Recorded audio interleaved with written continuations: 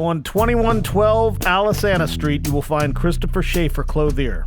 For 15 years, Mr. Schaefer and Company have run a world-class haberdashery in the heart of Baltimore City. Offering second-to-none tailoring of his own incredible brand, Mr. Schaefer is more than meets the eye when it comes to suit making. Don't be another Baltimorean, be a finely styled Baltimorean with Christopher Schaefer Clothier.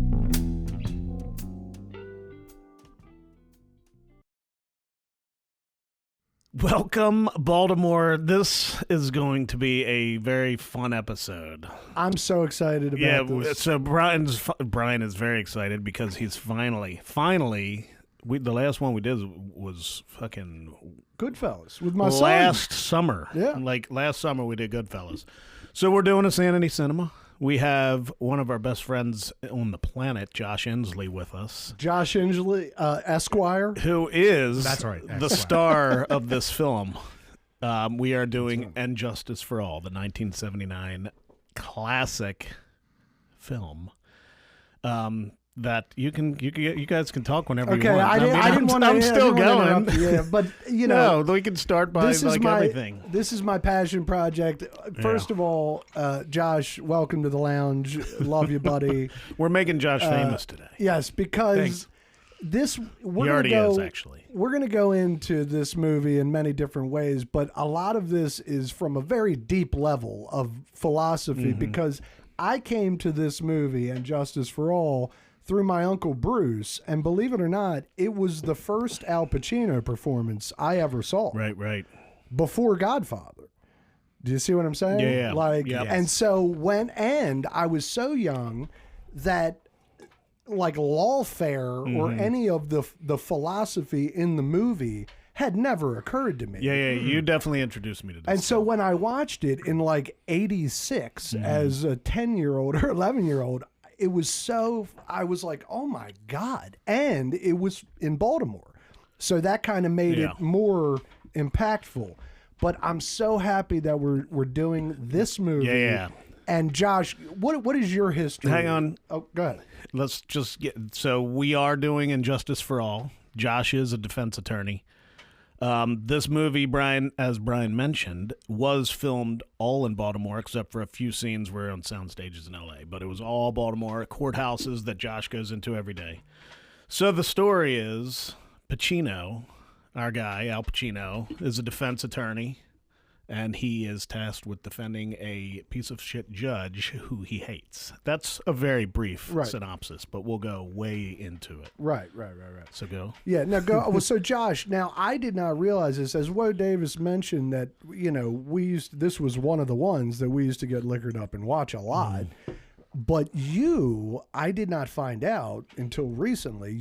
What's your history with this? Wait film? a minute. What didn't you find out recently? Oh, that he'd never seen it. Well, what's your history with this film? All right, so I'll go into a little personal history myself. Obviously, I grew up with you. I've seen a million movies in your basement. You were the movie guy before the internet. I mean, that's the thing, right?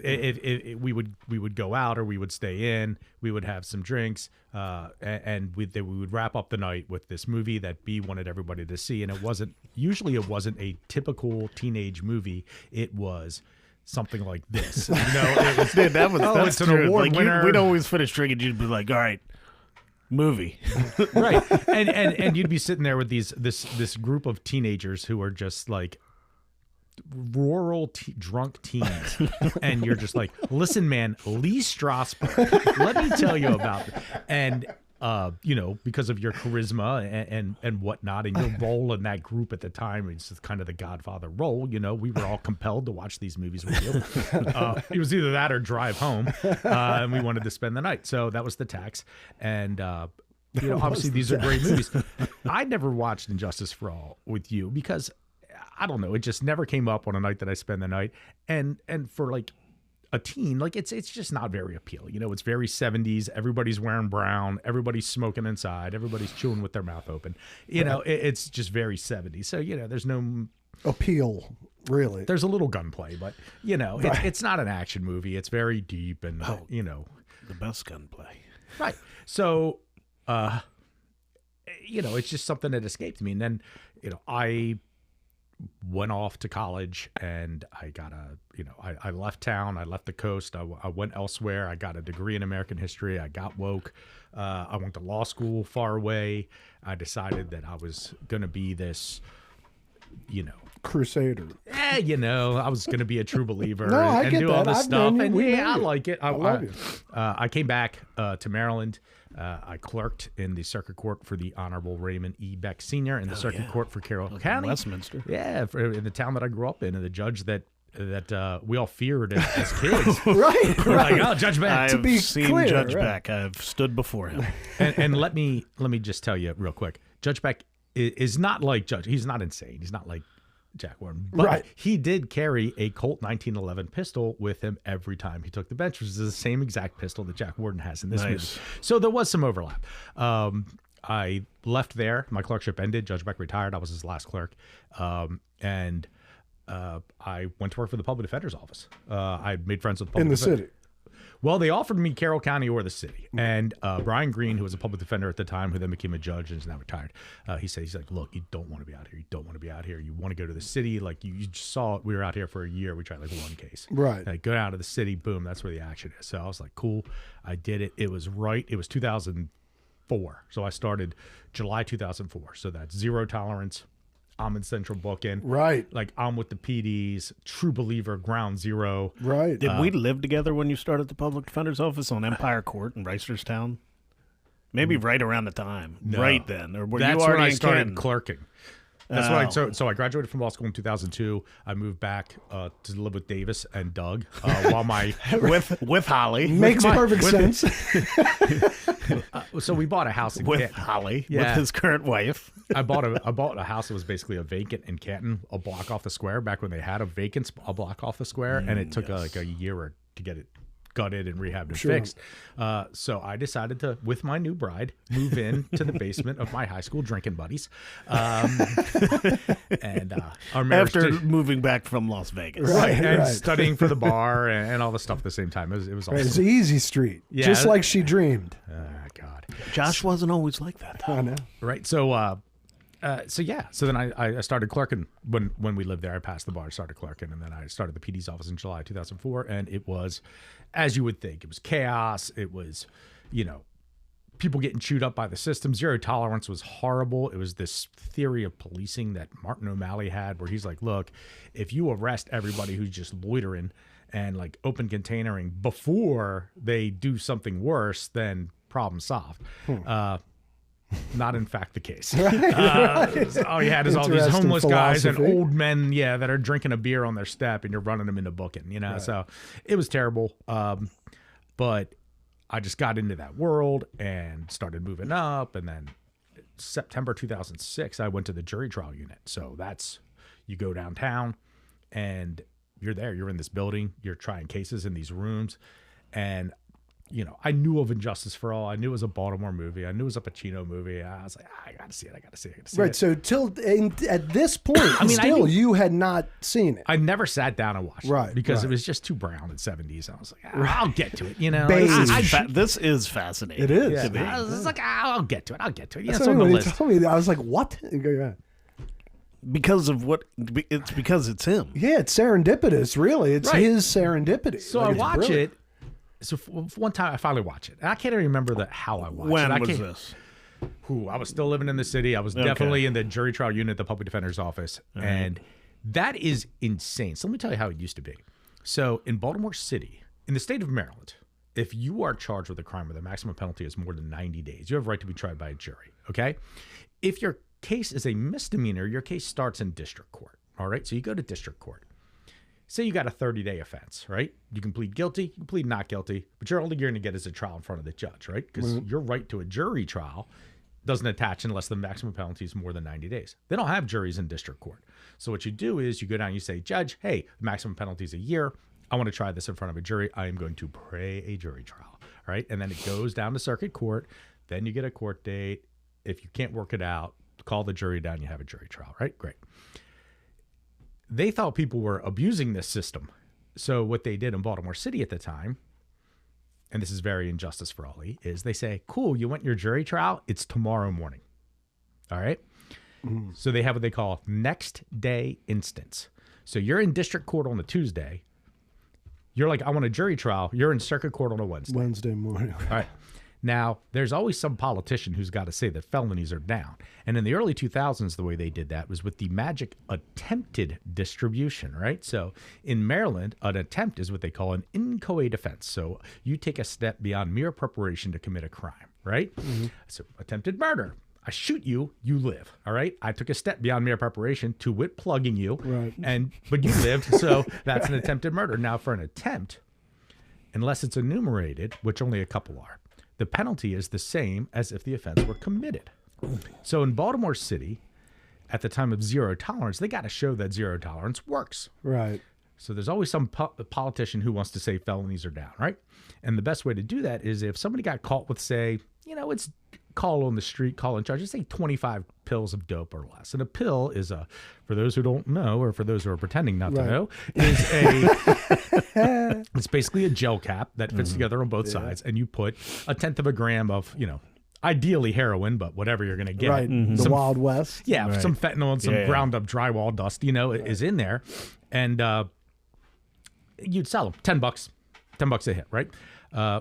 So what they would do is, now under the law, if I give you one pill, whether you pay for it or not, that's distribution. That's a felony, 20-year maximum penalty, distribution of heroin, right? But what they did in the city was Maximum, right?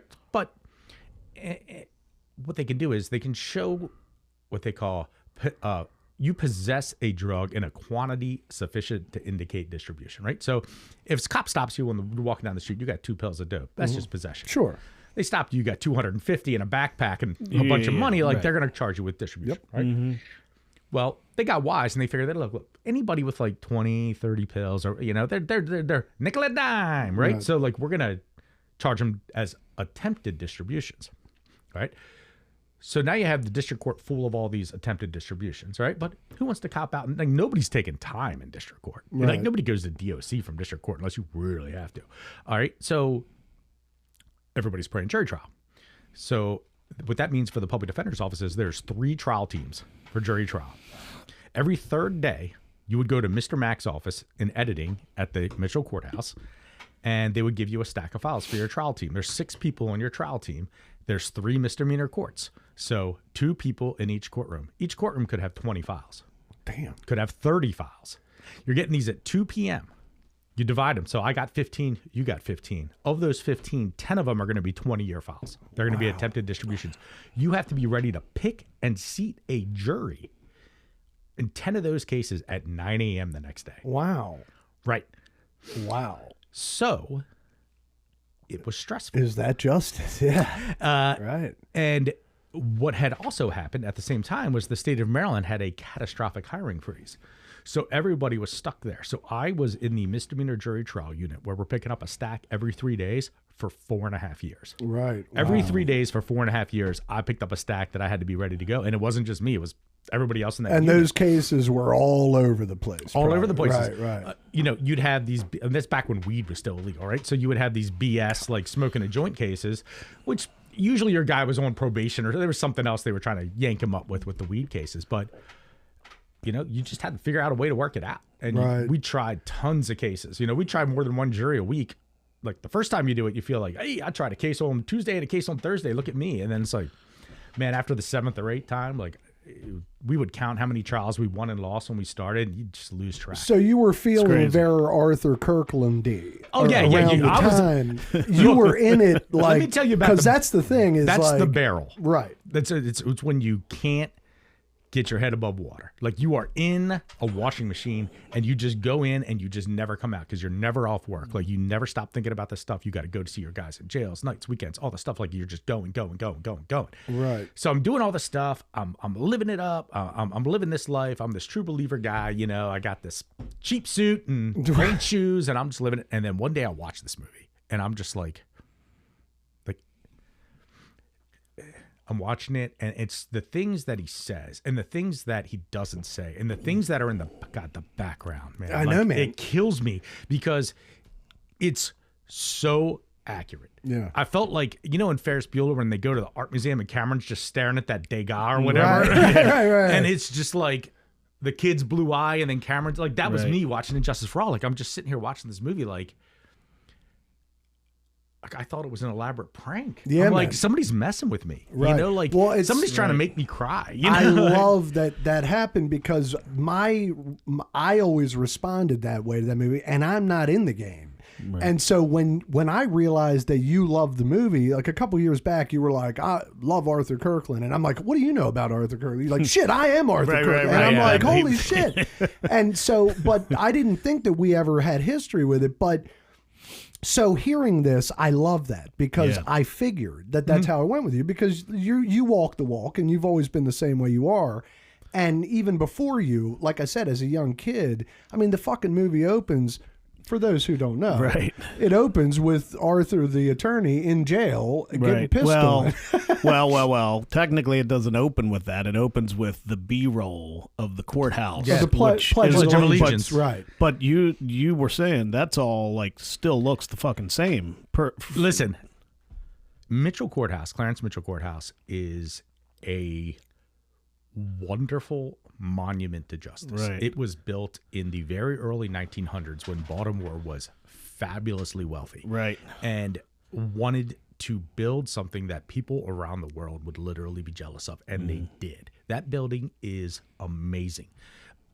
It's obsolete, fine, but you go in there and you look at this stuff and you learn the history of this building, and it's so impressive. And it's so crazy to think that all this power that Baltimore had back then. So you go through, when you are in the room where they film a bunch of these scenes in front of the clerk's office on the second floor, and there's the stairways that go up at the end, Right. and things like that. Like, there's rose-colored marble that they used to make that building, that the Archbishop of Baltimore contacted the Pope and got this rose-colored marble out of the Pope's personal quarry Nice. in Italy. Nice. and put it in this thing. Like that's the awesome. columns out front that face Calvert Street are the largest one-piece columns, I think, in the world. Wow. Right. So if you see other columns, you'll notice these little lines where they cut them off and everything. Right. I mean, there's all these things where you're just like, oh my God, like if Baltimore built something like Yeah. this today, like it would just, like, we don't have the money for that kind of stuff. Like, that is all, Right. it's all history. No, that's cool. superfluous. I did read that Norman Jewison, like, they were going to shoot that movie in Philly, and he picked Baltimore specifically for all that Yeah, shit the you were murals. just saying. I mean, dude. he uses the murals. Yeah. The murals. If you know the murals that are in these different courtrooms, like, so they're in 415, which is when he talks to Craig T. Craig T. Nelson Right. up Or- top, because right. they have that observant row there. But the mural that's up there, that's, Lord Calvert commends his people to wisdom, justice, and mercy. Right. Right. So it's like this mural about, literally in the title, wisdom, justice, and mercy. Right. And then they have this trial going on, which is like farcical, right? So it's like, here's this grand mission, and here's this reality. Right. you Right. know? And Yeah, it's brilliant. I mean, here's the thing for the kids at home. This is what the controversy with doing a film like And Justice for All is, and we'll get to the specific categories, but the music is inaccessible. It took place in 1979. In literally 1977 to 1979, there was something that happened with filmmakers and the music where they used disco, which I love disco, but it doesn't work a lot as a film. It makes it feel television film rather than film. With the way the score is in this, the movie is sometimes described as comedic. it's supposed to be a comedy. Right? Yeah. And that the music, does- the campiness that you're describing is that. I think that they had to. Dude, I it love can the be- it's- Listen. Listen, I love it. criminal I think it justice takes system. something away from the but as you're saying, it's intentional. I Right. mean, it could easily become too depressing to be enjoyable. well, that's the Right. thing is that with movie, remember, was a blockbuster. Like, with they outs- made money. They with made a ton of money. outsiders 33, style 4 music. million, gross 33. Right, which is a ton Back for a in movie with 1979. no right. special effects, and no two, nothing. Yeah. two nominations. Yeah. I Well, didn't realize.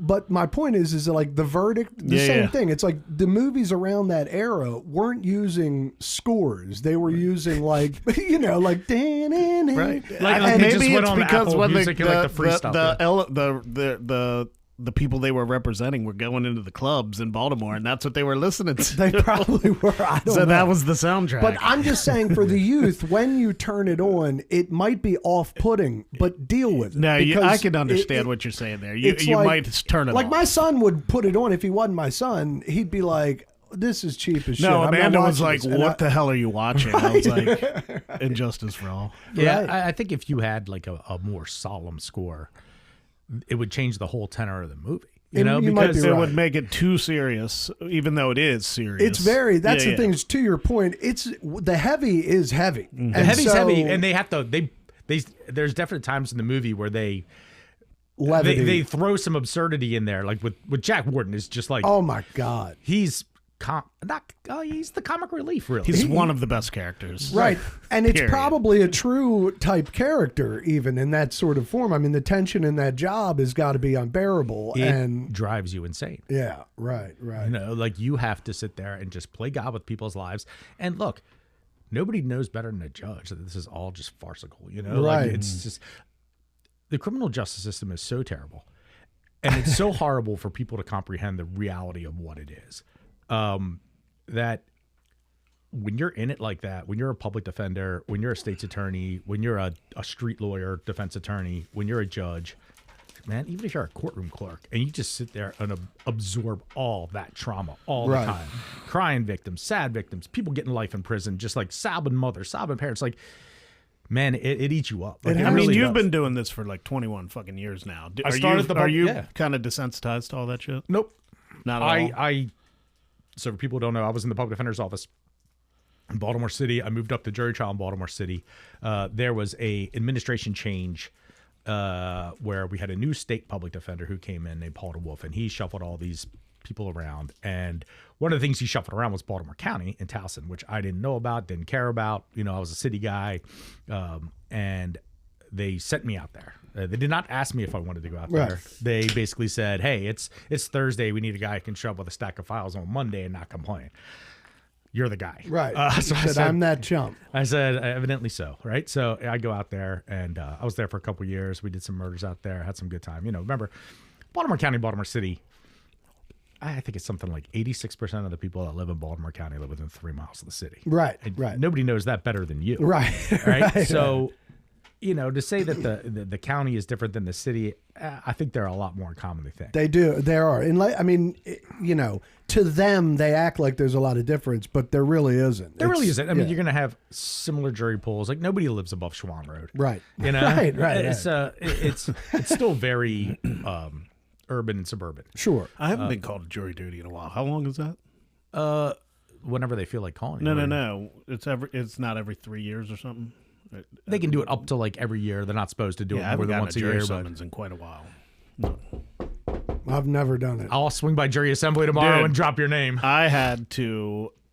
I've been called. I've had jury duty all my life, but I've got put in one trial, and it was these Hispanic workers suing their boss for non-payment, and none of them spoke English, so I had to listen to the whole trial in Spanish and then translate it in English. That's nice.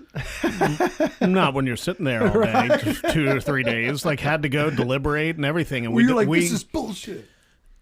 No, but it was just boring. It was boring. It was money. Like, they claimed they didn't get paid, but we ended up deliberating and going in the owner's favor because they didn't. They didn't get paid because they didn't do the work. You're like, it was because I didn't wild. understand. Right. You know, I've never been called to jury duty. Yeah, really. You always call that number, and they're like, "Nope." I've never been. They don't have a standing jury pool in Carroll County normally, so they call in people in Carroll County. You know, definitely when I was back then, they had another judge now. I don't know if they keep bringing them in more than that, but back when I was clerking there 20 years ago, they only would bring in a jury panel if they had a specific case that was Yeah, I guess definitely so. going. Yeah, if But you in live in the Baltimore city County, or the surrounding area, Baltimore County, Baltimore County, City, they're bringing are about high. 250 people every day just to have them there. Because So they're that's trying to probably stuff. it. Right. So you're not going. You've never lived in the county. Well, I did, Baltimore County, but not really. recently. Baltimore County? Wasn't Finksburg Baltimore No, County? no, Not big. no, dude. You think I grew up in Baltimore County? I don't know. Come on, man. You know me with regions and Finksburg, shit. I don't know. Baltimore County. Is No, that no, what no, you no. just Yeah, right. said? Because right over the bridge, right at the bridge, it says Baltimore County. Don't worry about Brian Lepo, Franklin High, class of '94. Right. You worked in Baltimore County. That's about it. it. Yeah, but for some reason, Harvey's is in Baltimore. my years. We are currently in Baltimore County. We are in Baltimore County. I was about to say something dumb again. You were about to be like, Okay. wait, where? No, I was about to be like, well, then, but it's irrelevant. No, All right, yeah. let's get back to it. Okay, So let me say it's horribly traumatizing, and when you see the judge, right? Like judges carry that weight. A lot of them retire early. Like in the state of Maryland, once you hit 70, like we call it statutory senility. Like you have to retire as a judge. You're presumed to be mentally incompetent. that's incredible. Yeah, it's awesome. That seems like a good thing. Yeah, well, it that's the is. one Well, good listen, thing. A lot of judges retire before they hit mandatory just because they can't deal with it. Sure. anymore. Right. And it's very, very stressful. So that kind of thing. And it when you say, oh, you're like, it happened to me too. I was in private practice. I left the public defender's office. I was in private practice for 13 years, and it's terrible. Like that's when I was really Arthur Kirk. Like when you're Right. really in the barrel, because when you're in the PD's office, you got 100 people supporting you in your office. You forget to do something, you just call somebody. Help me with Right. that. And they're always PD's office is like you're on team true believer there. Like people are going to help you. Right. So then just being out on my own, and then just being in the barrel and being and in traveling Baltimore all City. over the state of Maryland. Yeah, but let me tell you, Baltimore City will wear you out. Right. Right. It's just nothing has changed since they made this movie. Nothing. Right. Not Or before, probably. Yeah, that's Right. crazy. So like the things that are terrible in this movie are still terrible now. in Baltimore. Right. And like Right. the court system and everything else. So like they ran me out. Like I broke. Well, I mean, I would assume this is everywhere. Right. Not just Baltimore. Nope. It's mainly Baltimore. So Oh, really? I broke. They broke me last year. I left private practice. I went back to the public defender's office in Baltimore County just to get away from that. Like I need a solid couple of years where I do not walk into the Mitchell courthouse for anything other than like a hot dog cart. And to be clear, you were in the Hot dog cart permit? Yeah, 6'4". You were in the run with all the "we own the city" nonsense Yeah. when the cops were really being.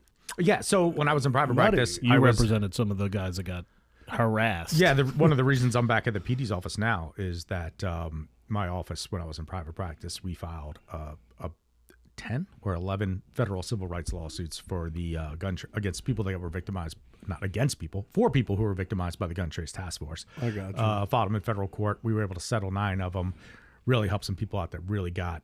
That's One good. of my clients, they smashed his teeth out. Right. He had to get $50,000 worth of dental work to fix it. So Right. like we were able to really fix some of that damage and get some people some money, just to get back on their feet. Nobody got millions or anything like that. Right. Didn't the dude that ran that just die? Didn't that Oh, dude yeah. die? The Danny cop- Herschel didn't really run it. Wayne Jenkins was in charge, and Herschel had a whole career of we'll just say acts. Right. Okay.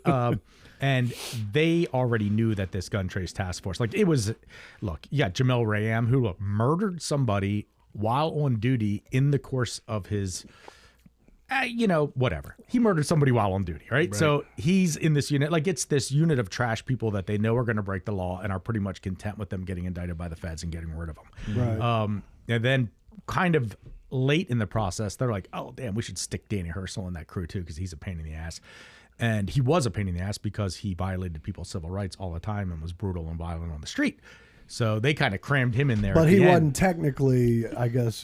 Oh no! As soon as he showed up, he was on board with all the stuff they were doing, I right? And they knew he would be, which is why they fed him to them. So he was I got placed in that. He was placed- introduced to them, basically. He was assigned in, Right. He was reassigned in, But for a purpose. yeah, They knew because he these would- guys are all going down, And they So wanted let's him to just go down with them. Yeah, let's just put all the crap in one. That's side. wild. That's crazy. And I do think I mean, he it- passed away. He did, yeah. He Yeah, like was a in couple- federal like a prison. He week got a ago or compassionate something. release because he had cancer. Oh, he did get a compassion. Well, that's good. I mean, maybe. That's crazy. But okay, so Yeah. we're gonna switch to It does help that the movie was written by Barry Levinson too, as far as Yes. I know, local- and the local lore. right. Well, Barry- here you want to hear something better. You know who his Barry Levinson didn't know about all that back then. Right. So his buddy, who was a lawyer, that helped him, like dude, that stuff with like the hallways and people talking in the background and stuff like that is lawyer Yeah, stuff, it's right? deep lawyer shit. So it was Donald Science. So his Donald Science of Science and Kirk. Oh my gosh, I was gonna say of Science and Kirk. Yeah. So like the Ryan Science that you see on TV now is Don's kid. But like back when Science and Kirk, He was the consultant on Injustice for All. yeah, I mean he was still like a local lawyer back then. Right. They hadn't really got into the whole national I advertising guess he thing. was in his 30s probably. Is he alive today? I think he still is. Yeah. Old guy, but you know, Right. it's- Yeah. No, that's cool. I didn't know that. That's a deep fact. That's a deep pack. That's awesome. Yeah, Donald Science knows a little bit about Baltimore legal system. Especially for the area that has grown up seeing Science and Kirk Yes. commercials, So Yeah. Yep. So yeah, it was all local. Like everything was local. Oh, the least local thing about it was they got all the actors from New York, but that's about it. Right. Right. And it does feel like a play at some points. Yeah. Like even Yeah, I though can see that. it's like sets here and Yeah. there, but if A lot. it was A couple properly written, debuts in that film. Many debuts. Yes. Yes. Okay, so we're gonna go to the segment section. We can go off on tangents. And shit Oh no, whenever you want, this but- is why I told you this episode would be cool, because we're doing a courtroom movie, one of the best ones ever made, and Josh is very knowledgeable on the subject, Right. and he's a lawyer. So if you noticed him talking already, that's what it's going to be. So right. I'm going to learn I'm sure a lot of the criminals out there that listen to this will learn some things too. That might help you get out of a jam one day. Our audience is wide. Josh is our attorney as well. Let's be clear on that. He does advise us on a regular basis. Right. To be clear, All of Josh us- has all of helped us. all of us. Yes. Right, over the years. God bless Josh Insley. I don't know what you're talking about. I have full attorney-client privilege with Right. everybody. I've never helped anybody ever. Right. That is true. I'm only kidding. Right. Well, I mean, he was hired. Yeah, whatever. So, okay, so I'm going to start with you, Ware Davis. Now, you got to think. Don't just answer to answer, because this is a little trickier than you may think. Right. What's your favorite performance in the film? You only get one. My favorite performance. I mean, it's without a doubt Jack Warden. He's one of the greatest characters. All right, talk about that. Let's Ever talk made. about Jack Warden. It's from the best. One of my favorite. It's his when he's introduced. He walks in and there's the tussle going down because the dude's eating the fucking lottery tickets or whatever, and he just walks in and he looks like the dude. He looks like fucking the Wizard of Oz. Right, He's right. got the eyebrows, the stash, and he pulls out and just the way he like leans over, pulls out his fucking gun and fires it in the air. He's like, "Need I remind you, this is a court of law." Right. So, It's amazing. for those who haven't seen the film, Jack Warden is the judge that we've mentioned a few times. He's one of the judges in the film, but Suicidal. he's a suicidal judge. Nuts. And he's a bit of a madman, and it's Jack Warden. And performance-wise, he was firing on all cylinders, because that was right being there. I Right. think was the next year, and Yep. he was brilliant in that. Yeah. But incredible for so Jack Warden for you, Yes. Which is Judge Rayford by character. right? I think Judge Fleming steals it. Like, Wow. John Forsythe. John Forsythe. Yeah. I think he really captures. I mean, it's a little on the head because he's a judge, but he's also a sadist in his personal life, which is just like boom, boom, boom. Here's the problem. Evil. Right. He I does mean, not give a fuck. Here's the problem with being a judge. All right. You're going to become a judge.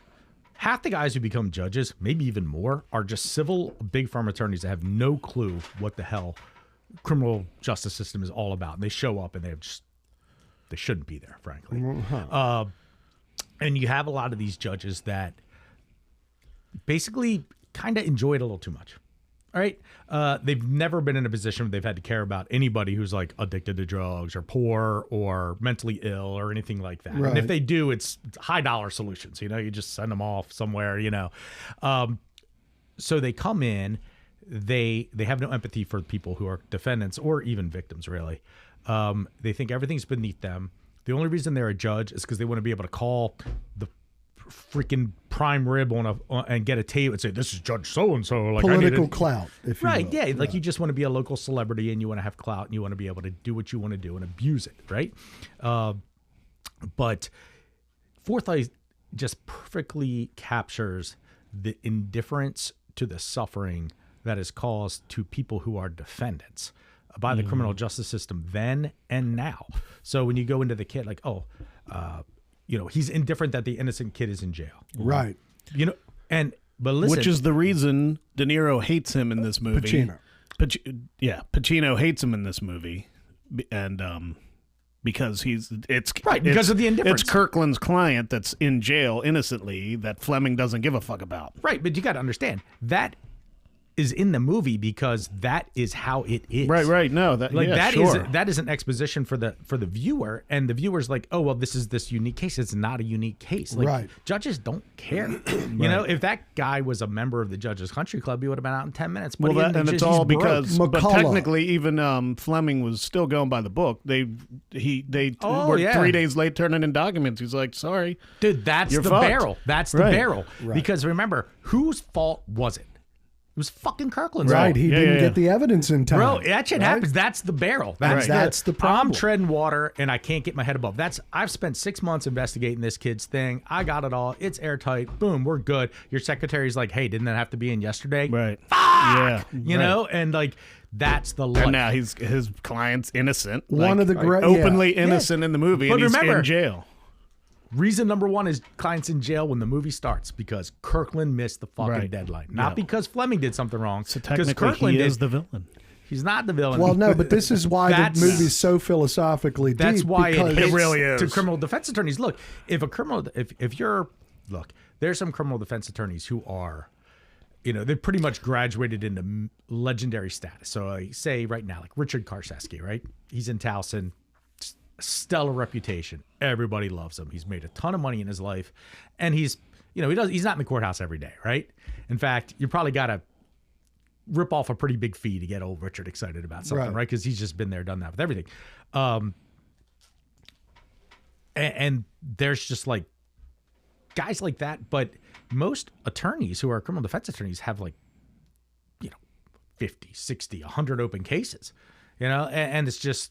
Everybody's in crisis. Right. You might have 2 or 3 people who are like, hey, man, I made bail. I'm super guilty. I would be content never to come back to court ever. Like, let's waive our speedy trial rights and set this for as long as they'll give us. Like, well, if somebody's in jail, I mean, they're banging on the walls, like it trying to get out there. And you're talking about people who post bail and they're just like, fuck it. Like, just. Oh, yeah. I mean, look, if you are 100% guilty, you're 100% going to jail if you get convicted because your record's messed up and your guidelines are crap. Like, the last thing you want is justice, right? Right. Sure. But, man, if you're in jail, and you want to go out. You want to get home. You want to get out and get me out of here. Get me out of here. Get me out of here. It's like so much urgency and so much stuff and so many plates spinning. Not just like 10 plates spinning, like 100 plates spinning. We won't go into it, but the best part of what you're describing is, I mean, you've been through that with friends, like all of us. Yeah. Like the things you're describing have been intense, real situations that we all know of. Right.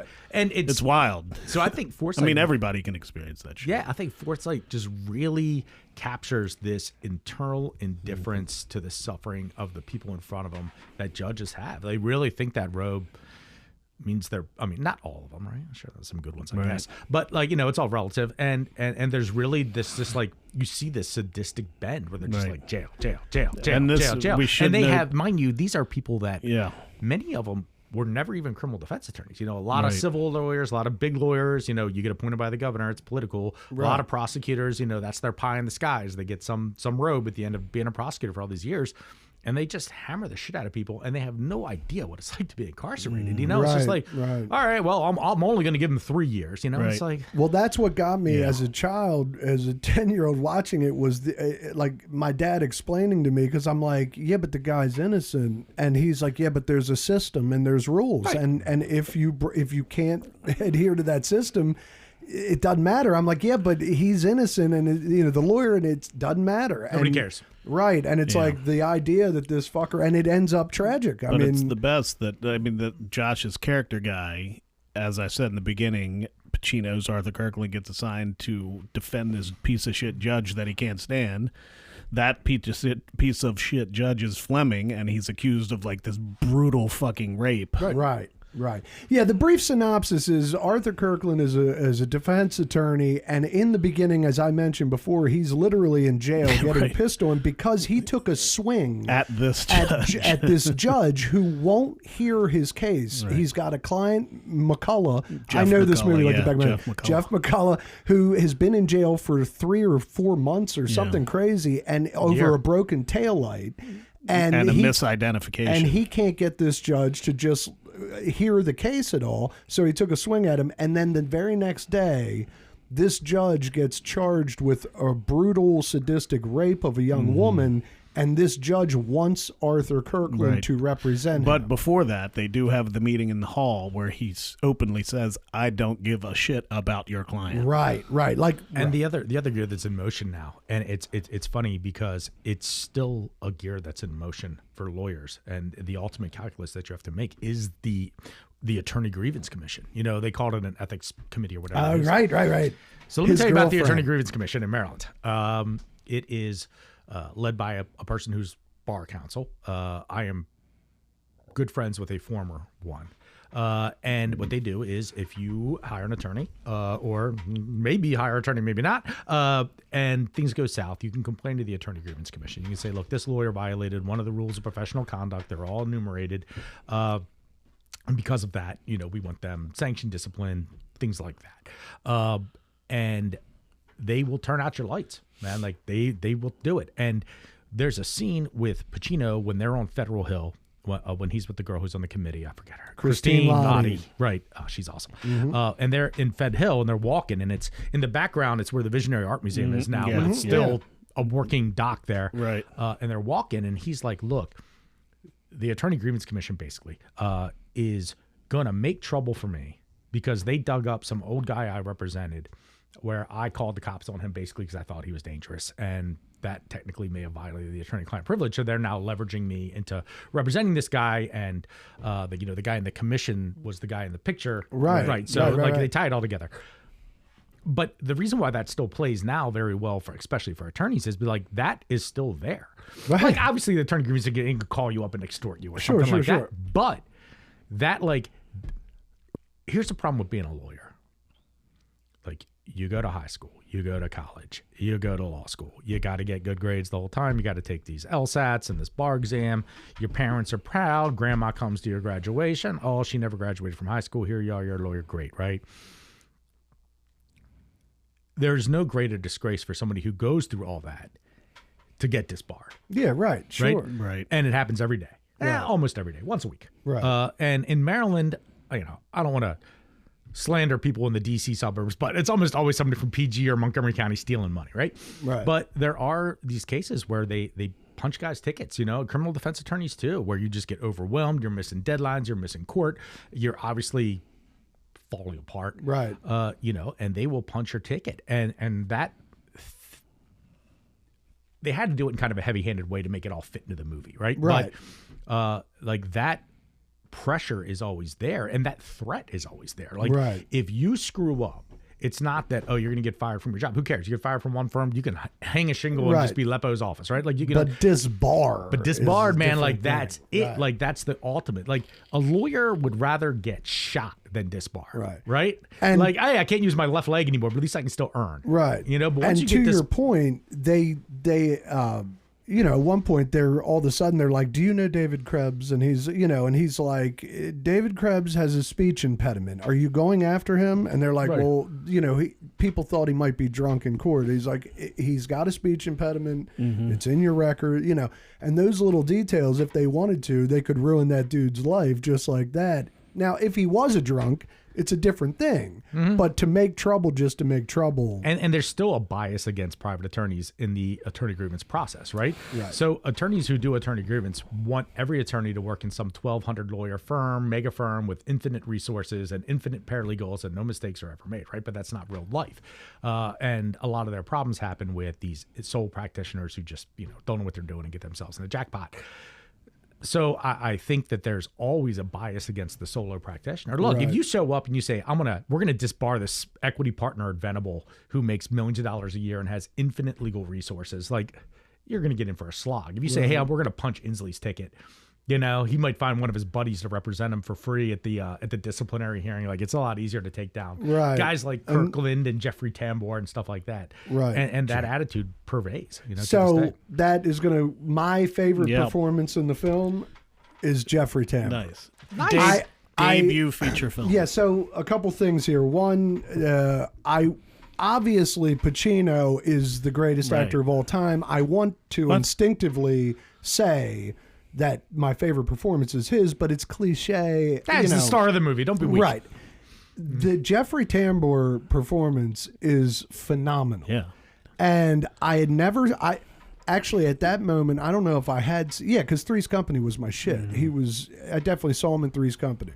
But when I saw him in that fucking movie, Jeffrey Tambor plays the lawyer Phil or Jay. Yep. Yeah, he plays the lawyer Jay, who's a partner of Arthur, and he has a moral meltdown because, you know, at one point in the film, he gets a guy off of murder he knows did it, and the guy goes out the next day and kills 2 children. Right. And he has a mental meltdown, and he shaves his head, and he ends up literally going crazy in the hallways, throwing plates and then our crazy judge, you know, which phenomenal. is another movie that's insanely real, serious, deep, but funny in the same sense. The plate scene. Well, it's wild because it's like, it's a very, when they tackle him in that hallway, the music works at that point. It's not disco. It's haunting, like drum, you know, rhythmic breakdown music. Yeah, the guy is having a literal manic meltdown, and he did shave his head, a la Inslee style. He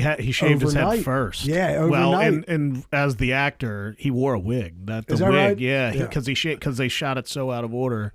He shaved his head first and had to wear a wig in those scenes, which is weird because even now, I mean, you know, you rarely see Jeffrey Tambor with any kind of hair, right? Other than like the Inslee, the horseshoe, the U top, right. I was not aware this was going to be an ambush today. You said Insley, Utah. Inslee's got the U-top if he lets his hair grow out. You let it. Look, it's good for Tambor because he's got to wear the wigs some that people blend can in, just and pull then off also bald heads. the farcical wig at the end. At the end. Yes. Hello, Arthur. Yes. Nice to see you. Or whatever. But Jeffrey Tambor blew my mind in that performance. And let me give you an honorable mention. Well, no. Let's talk about Tambor for a second. Because Tambor is the next degree over from where Arthur is, right? Yeah, because you need to demonstrate to the audience is like, this destroys people. Right. Right. And you can see it as the audience. You're like, oh my God. But look, Pacino's Pacino, right? Like he's always on top of shit. So you can't, there's only so much vulnerability you can show with Pacino. Right. Because, man, he's 70s Al Pacino. You know, like he's Michael Corleone, right? So, but then you have Tambor, who just as in Three's Company really before this, which is a farce, right? Like it's a sitcom, right? So no, he's not a heavy. He's sweet. Right. You know, he's a sweet guy. Yeah. And let me tell you about sweet guys. They don't last. Oh man, I used to be one. Right. All right. And they fucking chew you up. Right. Real bad. I've had 3 guys who I got off who then committed murders in short order. None against kids. Right. But one was definitely harder than the others. Yeah, Yellow Pot up on I guess what street is that? Greenmount. Greenmount, like 23rd, 25th, I think it used to be. I got some guy out for something else. And it wasn't like it was a murder. I got him off on a murder. Right. But he was incarcerated. He was being held. They were trying to send him to DOC for a gun or something. I weaseled our way out of it. Dismissal or probation. And they went and got some guys a couple of days. They shot some old man leaving a carry out a couple of days later. That kind of bummed me out. But yeah, it's got to be monumentally hard. Yeah. I mean, you know, and especially to your point, if you really are in it for the goodness of man, you're going to lose. Everybody hits that wall, especially in the public defender's office. You show up and you are bright-eyed. Right. Boy, let me tell you. And some, after like 3-4 years in, like you just wake up one morning and you are either like, this is me. I'm just going to go down. Right. You know, like punching and kicking at this system. I'm going to lose. It's the most pointless thing ever. Or you're like, you know what? Maybe I want to go be an insurance defense attorney. Right. You know, like maybe I need an off-ramp out of this like nonstop stress and misery. Right. And you take off, you know? Right. And There's no shame in that. No, but I think that's what Tambor right. does. Tambor does a really good job of being like, this is what Kirkland is dealing with. Right. Like this is, so on one end you have the people who just don't give a fuck, you know, which is like Fleming and then his other lawyer buddy who blew the stand in. Right. Right. That fucking guy. I want to get to that scene, but we'll talk about Bro, it. Yeah. I wish I could say that shit doesn't happen. We'll talk about it. And, you know, so you have these guys on one end that just don't care. Like zero empathy. I'm in it for myself. This being a lawyer and being a judge is all about me aggrandizing my worthless fucking self, right? Right. And then on the other end of the spectrum, you have Tambor, who's like, I care so much about these defendants and victims as individuals that like I'm gonna crack up. Yeah, now I'm over consumed it. by it. Right, and it's to the point. And she said like he wasn't when the woman for the commission's like, well, we're gonna investigate him, and then she's like, he's not showing up for court. Right. Like, man, you can act crazy, you can shave your head, but Well, you stop showing up. when he starts talking about Rayford. He's like, the man's suicidal, eats his lunch on the ledge. And she's like, but it doesn't affect his job. Right. Dude, I sat there on that ledge right there where they filmed that scene and watched the Freddie Gray riots. Really? Yeah. Wow. Yeah. And there wasn't a lot of riot action in front of the Right, courthouse, sure. but there was people out there and they definitely were pissed. And we were in the middle of a 2-month trial, murder trial, in room 400. Wow. Where the closing argument was. I tried a 2-month 5 co-defendant murder trial in that courtroom. And on day 3 or 4 of jury selection is when the Freddie Gray stuff popped off. Damn. And we're just in that courthouse, basically, we're just riding it out. That's fun. I've 400. I've definitely never been a defendant in that courthouse, but I've been there for jury duty twice. Right. Yeah, you don't want to be a defendant in that courthouse. No, I've avoided that courthouse my whole life. Dude, all right, so Jeffrey Tambor is great. Yeah, so Tambor is great, and Those he are nails three it. great. I think all three nail the roles. Now, this is the second category. This is a tough one, so you get 2, okay? So we're going to start with you again. It's the most cathartic moment in the film, meaning the most emotionally, like, you know, it's your favorite moment in the film. You each get 1, but there is an honorable mention one if needed. My favorite moment in the film, Like emotionally. on any emotion. Yeah, any emotion. The helicopter ride over that's it. Baltimore All right, that's a good City. Controversial, yeah. Because he's just like, look, like Al Pacino knows this man, knows what he's about, knows his mentality, and he's Explain the scene. and he's begging him to come flying with him. Right, the and that's judge. all. The Judge Rayford, my favorite character. Right. And Al Pacino's been resisting, and finally he's like, all right, you promised, you got to come with me this weekend. Right. Flying. And he's Doesn't tell afraid of him- heights. He's afraid of heights. He doesn't tell him anything. He just says flying. Right. They show up, and it's one of those like fucking It's a whatever the two-person helicopter, one of the Right. 2-person bubble, 1979. Remember that? yeah, There's like no modern copters. It's like a MASH helicopter. Yeah, It's yeah, got the yeah. big When they glass open bubble, the 2 door, seats. the whole They're bubble's like wobbling. flaps, Right. So they go on. But number one, he thought it was a plane. Right. So it's this fucking helicopter. So they go up and they, with your great soundtrack, they do a little campy tour of Baltimore City, and it's pretty awesome. Like that's 1979 Baltimore City. I mean, you could look down and see how things are certain places. Some places are the same. It's a very cool scene. And They they fly go- over Fort McHenry. They go under the Francis Scott Key Bridge, which is no God longer rest fucking its there. soul. Yeah, Right, rip. right. R.I.P. Like go under it.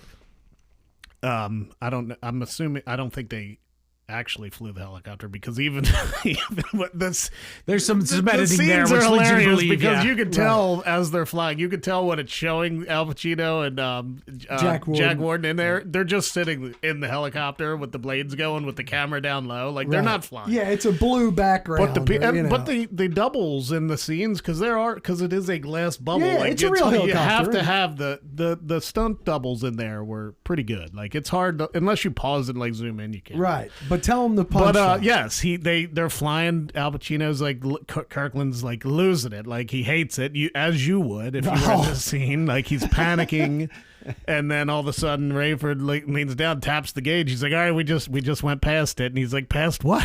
It's the little game he plays where he likes to calculate how much gas he has to get out and get back, and they've passed that point. So He goes, every time I like to go a little bit past. Yeah, a little bit past. And Al Arthur Pacino starts losing his mind all the way. He's land. He goes, we're not going to make it back. He goes, well, I don't know. I mean, well, So they get there. He points out. Raven's happy. He's like, look, see, got it. And all of a sudden, the engine cuts out, and they crash into the harbor. Yeah, man. But Al Pacino's just laying there. The cockpit's all broken and smashed, and Raven's just like, Here we go. Look, 90 feet, like I'm almost on the button. He's like, did I tell you I had there. good instincts? He gets out, and he's just, the water's only fucking knee high where they get out. The Right. helicopter's just smashed. incredible scene. We're not going to make it back. That's the scene. Nice. It's a great one. Joshy, So, It's a long scene. That's a whole. yeah, it's That's a great segment fucking scene. more than a scene. That's all right. I mean, but still, the ending of it is the payoff, and you've got to watch the whole scene. So. Yes. So for me, it's definitely the last scene. And this is from my lawyer perspective. Yeah. Yes. All right, so all this crazy stuff happens up in 400, right? So he gets dragged out. There's going to be a mistrial. Reporters, like everybody's going nuts. It's going to be the lead story on the news. It's this big thing. Hey, This is we're talking about the movie, right? Or you talk about something else? no, the movie, the end. Yeah, the end of the movie. yeah. You know, the big speech, all that stuff. That's great. Yeah. My favorite part is, so he goes out to the steps, right? It's the War Memorial just because they have better steps. But, he goes out there. All this crazy stuff is happening. He's going to get disbarred. He's not going to be a lawyer anymore. Like, this crazy, all this stuff's happening. And he sits on the steps. And the best part of the whole movie, the point of the movie, these two other lawyers walk by him, and he's like, so I says, I want 10. Oh, I'm yes. 8. It's like, no matter what you got going on in that building, nobody gives a shit. Right. Like, that machine goes on 24/7, 365. It doesn't matter who dies. It doesn't matter who goes to jail. It doesn't matter who gets corrupted. It doesn't matter who gets disbarred. That slaughterhouse never stops. Right. And boom, there's another scene in the hallways too, where it's the same thing, where some shit's going down and it's all intense, and there's just lawyers that come by and they're just talking about something else. Right. They're in their own little version And of everybody's the barrel. like that. Right. And like nobody cares. Like Right. the point of this movie isn't that the system was brought down or that it changed. I mean, and to hammer that home, it's that scene at the end. It's like Right. nothing, I'm glad none that I of am this matters. Thrilled that that's your favorite scene, because I was going to ask you about that, because he would get disbarred. Number He's one. done. Yeah. And there's a mistrial. So everything, the judge goes free after that. I mean, the judge Well, goes he gets free. they get a They new trial. would get a retrial. Okay. Because I wanted But- to ask about that, because technically, with that being said, the movie does not have a happy ending. Well, it does. It does, because It Arthur's does for lawyers. moral. Only if the judge doesn't go free. Well, let me tell you, dude. If you're a super high profile guy and you're picking a jury and you're getting ready to start on day one, Right. And your lawyer turns on you and says, "Fuck this guy, he needs Right. to go to prison." Yeah. You're going to get a new lawyer and you're going to come back for trial like another 6 months. But your new lawyer is going to be like, "Listen, bro, the jury pool is tainted." Right. It's going to be a tough haul. Like these jurors are going to stand up in front of this judge and say Yeah. they can be fair and impartial, but that's just because they're dying to get a Right. new jury. It's You know, wild too. smash I you. mean, that courtroom scene at the end, leading up, there's probably. I mean, there's not many courtroom scenes in the movie. That's by far the longest one, and It's not the till the longest. very end. There's I mean, they're critical in courtroom yeah, scenes. critical courtroom scene. There's just not a lot of courtroom scenes in a courtroom movie. Well, but it's I not would really say a that courtroom movie. there's a lot of courtroom in it. There's It's just little Courthouse, minute- but they're very they are There's very four quick. different courtrooms used, some a couple times. So there's 226, which is where they do the sentencing for Ralph, who's Right. the trans Ralph Aggie. Yes, Right. which is Oh. a horrible. It's, hold yeah, on. so, right. So, but terrible. those paintings, that woodwork, everything in that courtroom is exactly the same today. Exactly. Right. Same tables, same benches, same antique chairs. Right. Same today. You That's walk into wild. that courtroom, there's new carpeting. That's it. So You would have to commit a crime or be a lawyer to get in there to check it out, though, or No. they do field trips and shit. In the United States of America, we enjoy the right to a public trial. So Right. the courthouse is wide open. You can go into any courtroom that isn't locked Really? and sit down and watch anything that's going on. Seriously? The only reason they're going to lock a courtroom is if it's a juvenile matter or Right. something that's like real. you just That's don't want to good to know. voluntarily go around no, police. but you can you could just roll down to the courthouse and go watch trials all day. Oh yeah, and when I was trying cases down there all the time, I had like some of my favorite like court watchers. Nerd They would alert. it's better than daytime TV, and they would just Right. come down and hang out and watch trials and take we notes. should put and, that on the calendar. It's good What's times. happening in Baltimore at the Well, and then there's the one with the one of the rooms that they use is actually, and I talked about this before, like the murals on the wall. So they have the one with Fleming's actually on the bench. Right. That's on the fourth floor too. And the mural that's behind them is George Washington surrendering his commission. All right. So for those of you who don't have a deep background in American history, George Washington, General Washington, right, led the army. We beat the British. He became the first president.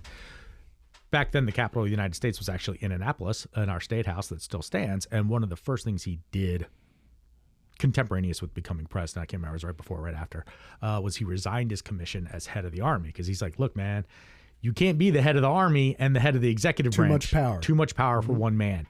So he did a selfless act that disempowered himself. All right. Say that again. No. He did a selfless act for the benefit of society, for the benefit of people. Yeah. Like, it's this great thing, which is why you got this huge mural, right? And then to have Fleming sitting in front of this mural and just being a piece of shit. Right. You know, it's debasing everything it stands for. Right. Yeah. There's no honor in that. There's no dignity in that. Right. Like, there's no great American legal whatever. Right. You He's know, a fucking rape sadist. Yeah. If you want to learn a little bit more about George Washington, too, watch Shane Gillis. I knew you were going to say that shit. I swear I knew you were going to say that. He describes how George Washington beat the British. It's fucking And hilarious. when he toured his museum. I'm sure it's good. It's wonderful.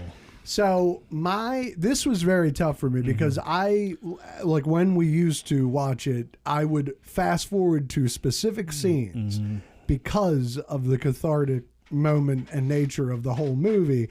And so I had a tough time narrowing this down. Guess what it is. But, you know, without being the obvious end, you know, speech, which we all love, which I will do my dice before it's all said and done, it's got to be the moment when Arthur charges the car of his lawyer friend when his so just let me give the whole thing.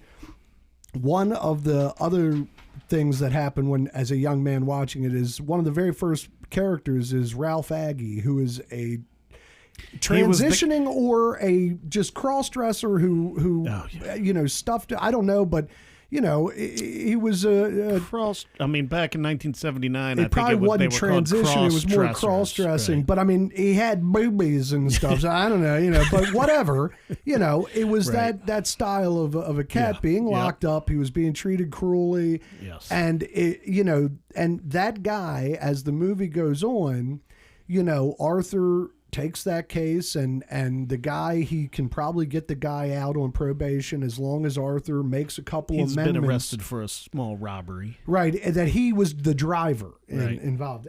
But they treat him in the prison, the guards and the prisoners, as one would think in the late 70s in Baltimore. It's still that way now, but go ahead. Okay, yeah.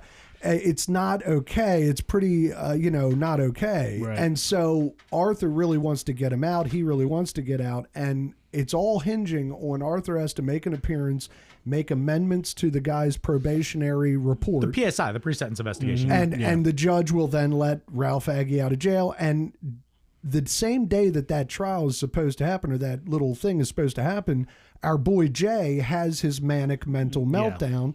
Arthur has to go in the ambulance with Jay and says to his good friend lawyer, I need you to go and just represent Ralph Aggie today. It's real simple. We'll be in and out. Show the judge this and just show him the changes. It's no problem. He's like, no problem, Arthur, no problem. And then they leave and that's it. The very next scene is that lawyer, I can't remember his name in the movie. I don't remember his name, but I was watching it trying to figure out who he was from, and I did not Google it. He is the fucking captain or the commander in Die Hard 3. Vengeance, He's been in a lot of things. Yeah, but I was trying to figure out. I was like, is he the voice of Kit? Like, who the fuck is he? No, and you can hear him, McClane, you're a piece of shit. Yeah, but it cuts to that lawyer leaving a parking garage in Baltimore City and Al Pacino aggressively what happens the car. Between that? Oh, no. Let me slow you down. Go ahead. So, and this is the part I think there is a lot for lawyers. Pacino says, cover my thing, make these corrections to this PSI. My guy should get probation if you make these corrections, right? Because they probably said he had a kid prior or something he didn't have, right? But the next scene is the guy immediately doesn't care about this poor person, Arthur's little pity case that he has, and is out shaking down his own client for money he didn't earn. Right? Like that his own client calls him out on at the spot. He's like, let me tell you about lawyers. Okay. And that is not accidental. It is not filler. Okay. That use of that fucking phrase, nickel and dime. Dude, let me tell you about the visceral reaction I get when I see a money first lawyer use that phrase to describe a poor person being chewed up by the criminal justice system. Right. Mm-hmm. All right. So there are a lot of reasons why people become lawyers. All right. And I have the benefit now of being, look, I'm a public defender. I'm a woke. I'm a softy. I'm a liberal. I'm a bleeding heart, whatever. Right. And I work at the public defender's office, and pretty much everybody else around there is me too. Like, we are on mission. But let me tell you, when you're a private attorney, that comes secondary to making money, all right? And if you have that instinct at all, many private attorneys never even have that instinct to start with, all right? They're just trying to be lawyers to get rich. All they want to do is get money. All they want to do is bill. All they want to do is buy a nice car. And then drive it around, the Taco Bell where they went to high school and show everybody what a big man they are. Right. So the that scene where he's like, oh, shit, I was supposed to go to court, like he just doesn't give a fuck, you know? And remember, the powerlessness of Ralph is we talk about the first scene. Arthur, right. Yeah, we talk about the first scene and how Arthur's sitting in jail and he's getting pissed on, and it's like this ultimate display of like the powerlessness of Arthur because he's been yanked out of his trial table or his counsel table and cast down with the sodomites, right? So he's in the jail, but who's the one guy in that scene who's got less power than Arthur Ralph Kirkland? Aggie. He's the one they're dragging down the aisle while he's sitting it behind bars. Right. So that is, look, this guy's powerless, but this guy is nothing compared to this powerless guy. He is powerless against guards. Cops don't want to protect him. Right. Protect and serve. Not you, Ralph Aggie. Yep. Guess what? Guess how much that's changed in Baltimore. I mean, the Baltimore history with trans peoples and stuff and the police is complicated. Right. Right. And when you don't have to take my word for it, it was in Injustice for All in 1979. Right. It was the opening scene. Right. And that's still complicated. But when you see this lawyer who's like, oh, I'm going to run off, I'm going to do what's in my best interest, I'm going to try to enrich myself with money I didn't earn. God, they're driving that home. And then, I forgot. It slipped my mind to do what was right. Right. So then I run in. The judge just says, all right, do you have any amendments? You're just, yeah. Like all he's thinking about. Yeah, he doesn't even say it at the time. He's like, no, I think we're good, Your Honor. Remember? All he's thinking about is how fast can I get my ass out of here and forget this dude ever lived and stand here while this judge does whatever he's going to do. Who gives a shit? It's nickel and dime. Right. And fuck people like that. God damn, I hate them.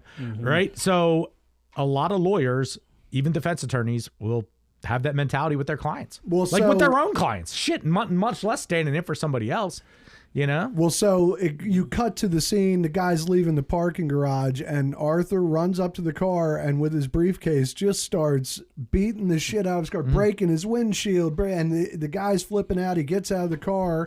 Arthur's like, tell me about it. Tell me about it.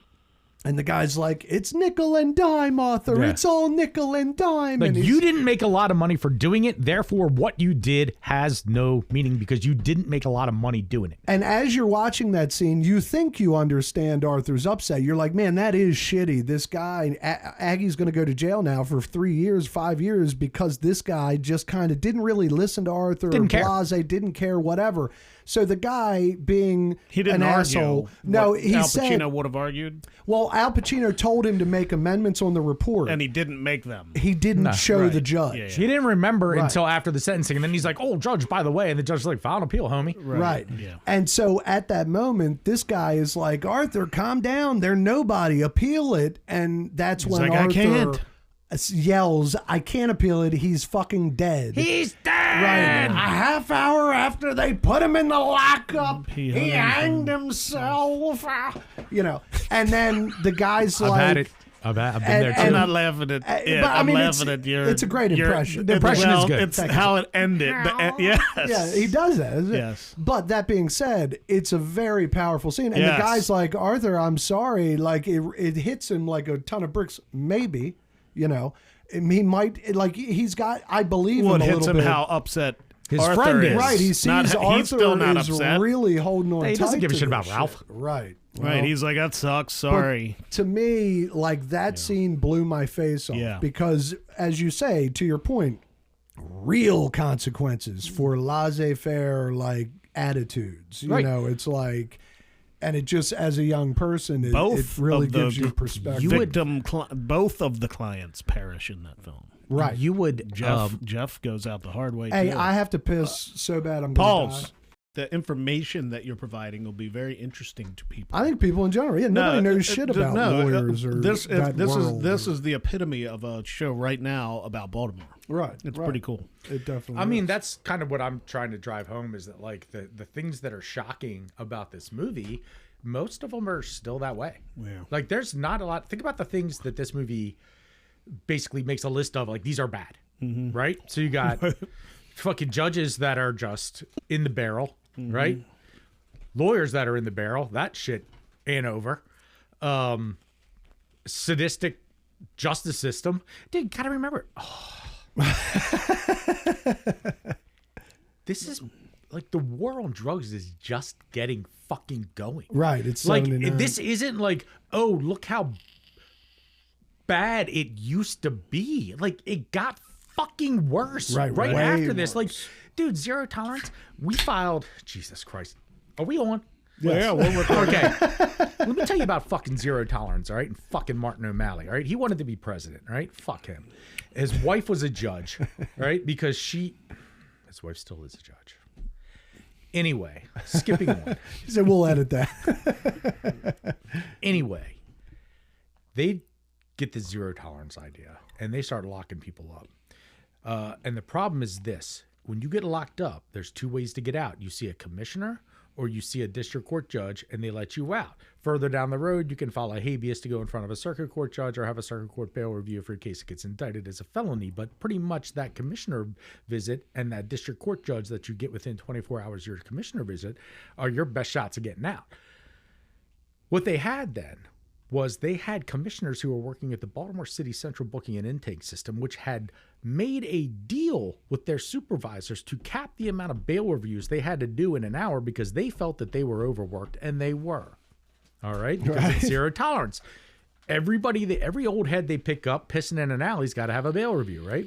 It's the same bail review process whether you're charged with murder or pissing in an alley. And during zero tolerance, they had a lot of guys pissing in alleys. So the law says you got to see the commissioner within 24 hours. Prompt presentment statute, right? And the commissioner has to make that determination. Guys were not seeing the commissioner for 5 days, 6 days. It was crazy. And I was at the public defender's office at the time. And my boss, who was an awesome attorney and still is, she's a private attorney right now, Natalie Ann McCown-Finnegar. She was the supervisor at Central Booking. And she said, hey, look, these guys are staying here past 24 hours. This is a crisis. We had a printout where we could show how long people were sitting before they saw the commissioner. And it was like, it would start off 1 minute with the last guy they processed, and it would just get up, and then you'd see the 24-hour line. Right. And then you'd see that you'd have only gone through a third of the list. Right. Right? So Natalie's like, hey, you want to stay this weekend, stay a couple of weekends, and we're going to like mass file these habeas corpus petitions in circuit court saying these people are being illegally detained. And I was just like, yeah, sure. I'm looking to pick a fight, and I'm brand new. And we stayed and we did them. It was me, Natalie, Mary Denise Davis, and Roger Albrandt, man, who Pole knows. And we just got all these guys. We interviewed them. We found how long they were in there. We used the internal documents. We filed 100 like habeas corpus petitions against Susan Murphy, who was the warden at the time of the Central Booking. We went in front of Judge Glynn. We had this hearing. It was a packed courtroom. The state public defender. What is this time frame? This is in 2004, 2005. Well, I mean, this process from when she's like, "Hey, let's go file these," to when you're like, 2 you weeks. Just said 2 weeks. Oh yeah, because you file a habeas, it's Right. like you get gotta pretty happen good, quick. pretty good turnaround. So we bring them all in. They get assigned to Judge Glynn, who's like, man, you couldn't pick a better guy. You know, he's very practical, very chill, very man of the people, very smart. They gave him the asbestos docket and stuff over there because he was smart. They're like, hey, you're smart. Do all this hard work. Right. We ended up in front of him, and it was a disaster. You know, there was an AG that was there to represent the jail. They didn't have a leg to stand on, and basically the long and short of it a was disaster for them. yeah, dude, the warden got fired behind that. Right. Like right away. Right. Like they brought in new people. It was a disaster. All this other stuff. And like, man, you're talking 2005. Right. Right. You know, so like that group cell that he's in where he gets pissed on looked like that in 2005. Right. It Right. was black. It was filthy. It was covered in human waste. It smelled like shit and piss. And guys were in that thing for a fucking week for scalping O's tickets. Right. You know, I mean, they had guys, they picked up these old heads. Dude, you know the guys down by the stadium, man, selling tickets to the most Right. harmless dudes in the world, right? And they're just like, hey, man, you know, they're buying, but they also got a handful that they're selling. And they picked up Right. some of these guys that are like in their 60s, right? They got an old record, but like, who gives a shit? Right, Like, they're right, scalping right. tickets, dude. That's the definition of going straight. You Right, know, when right. you sell dope, you know, like, and They're they're not over there, robbing- and then well. they're not doing shit. Right. And then they get picked up for scalping, and then they get taken to the book, and they're not seeing a commissioner for 7 days. Right. Sitting in That's that piss soaked crazy, cell for yeah. 7-8 days with Right, these guys who are sicking out, who are getting sick off dope. And because look, man, there's dudes in those group cells for 7-8 days with no dope. Right. And like, it that's was, that's a fucking serious problem. dude, Cruel. it was sadistic. Yeah, I And you know what? That's It that's a wasn't tough one. 1979 either, you know? Right. And so like this movie happens right as the war on drugs is getting ramped up. So like everything about the callousness and the dehumanizing of people in the criminal justice system went off a fucking cliff after Right, this because especially then you're just like, they're a junkie, they're a drug addict, drugs, lock them up, we're on drugs. Like Right. they're not humans. You know, Right. just say no. You don't want to be like that. Right, You know, you right. just other all these people, and that's just like the mentality in America until you get my favorite scene in this movie that's not in this movie. this is your second scene because we each He have said an his honorable favorite scene mention. that it's not in the movie. Feel free to edit shit. all this out. No. My No, favorite no, scene we're in this not- movie. We're not anything. editing shit. All right, Yeah. well then stop talking over me. I can't help it. It's what we do. My favorite scene in this Right. movie that's not in this movie is the speech by Michael Douglas at the end of Traffic. How can you be at war with somebody you fucking love? All right. Yeah. And that war looks like this movie. Right. Right. It looks like how they treat the defendants in this movie. And that did not get fixed when Arthur Kirkland got dragged out of the courtroom. Right, Right. right. Like that shit got worse. In fact, he's out of the Right. fight technically. he's now, out of the fight. Right. It's You know, like- and Right. that's right. That's the truth of it. It's Right. like if you want to make a difference, you that better mentality come correct because that mentality was not even spoken like that in terms like that by people who had prosecutorial might like Michael Douglas's character did in that movie. Up until then, the attitude of law enforcement generally, obviously you're going to have good-hearted cops who have loved ones that went through it or they went through it themselves and they have this empathy for people. But goddamn, man, empathy is a bad word in this world that we live in. And it was a bad word back then.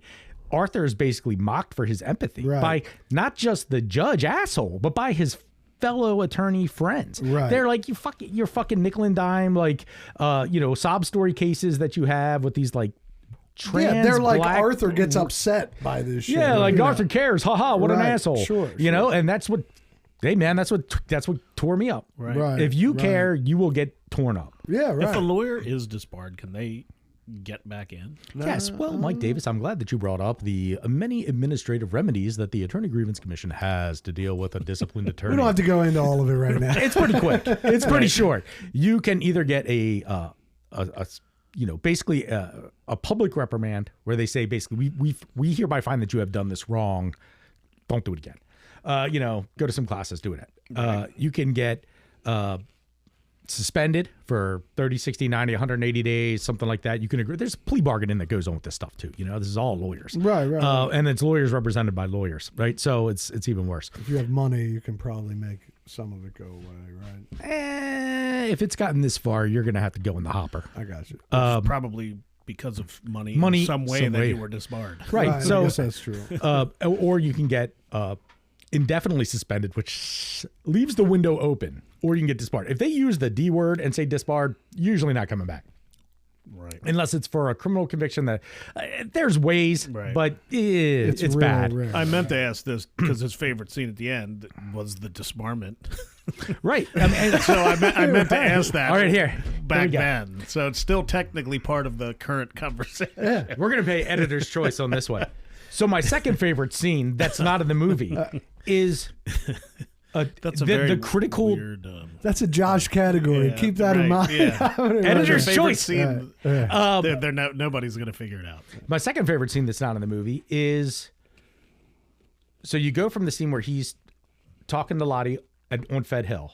And he's like, they're going to disbar me. They got me over a fucking barrel because they got my license. Right. And remember, all the stuff with Strasberg is not, well, it's kind of to shoehorn Lee Strasberg in because he's willing to do it. We got to find something for him to do. But it's to show the value of the law license. Right. Remember, who put him through law school? Yeah, right. The old man. The old man, right?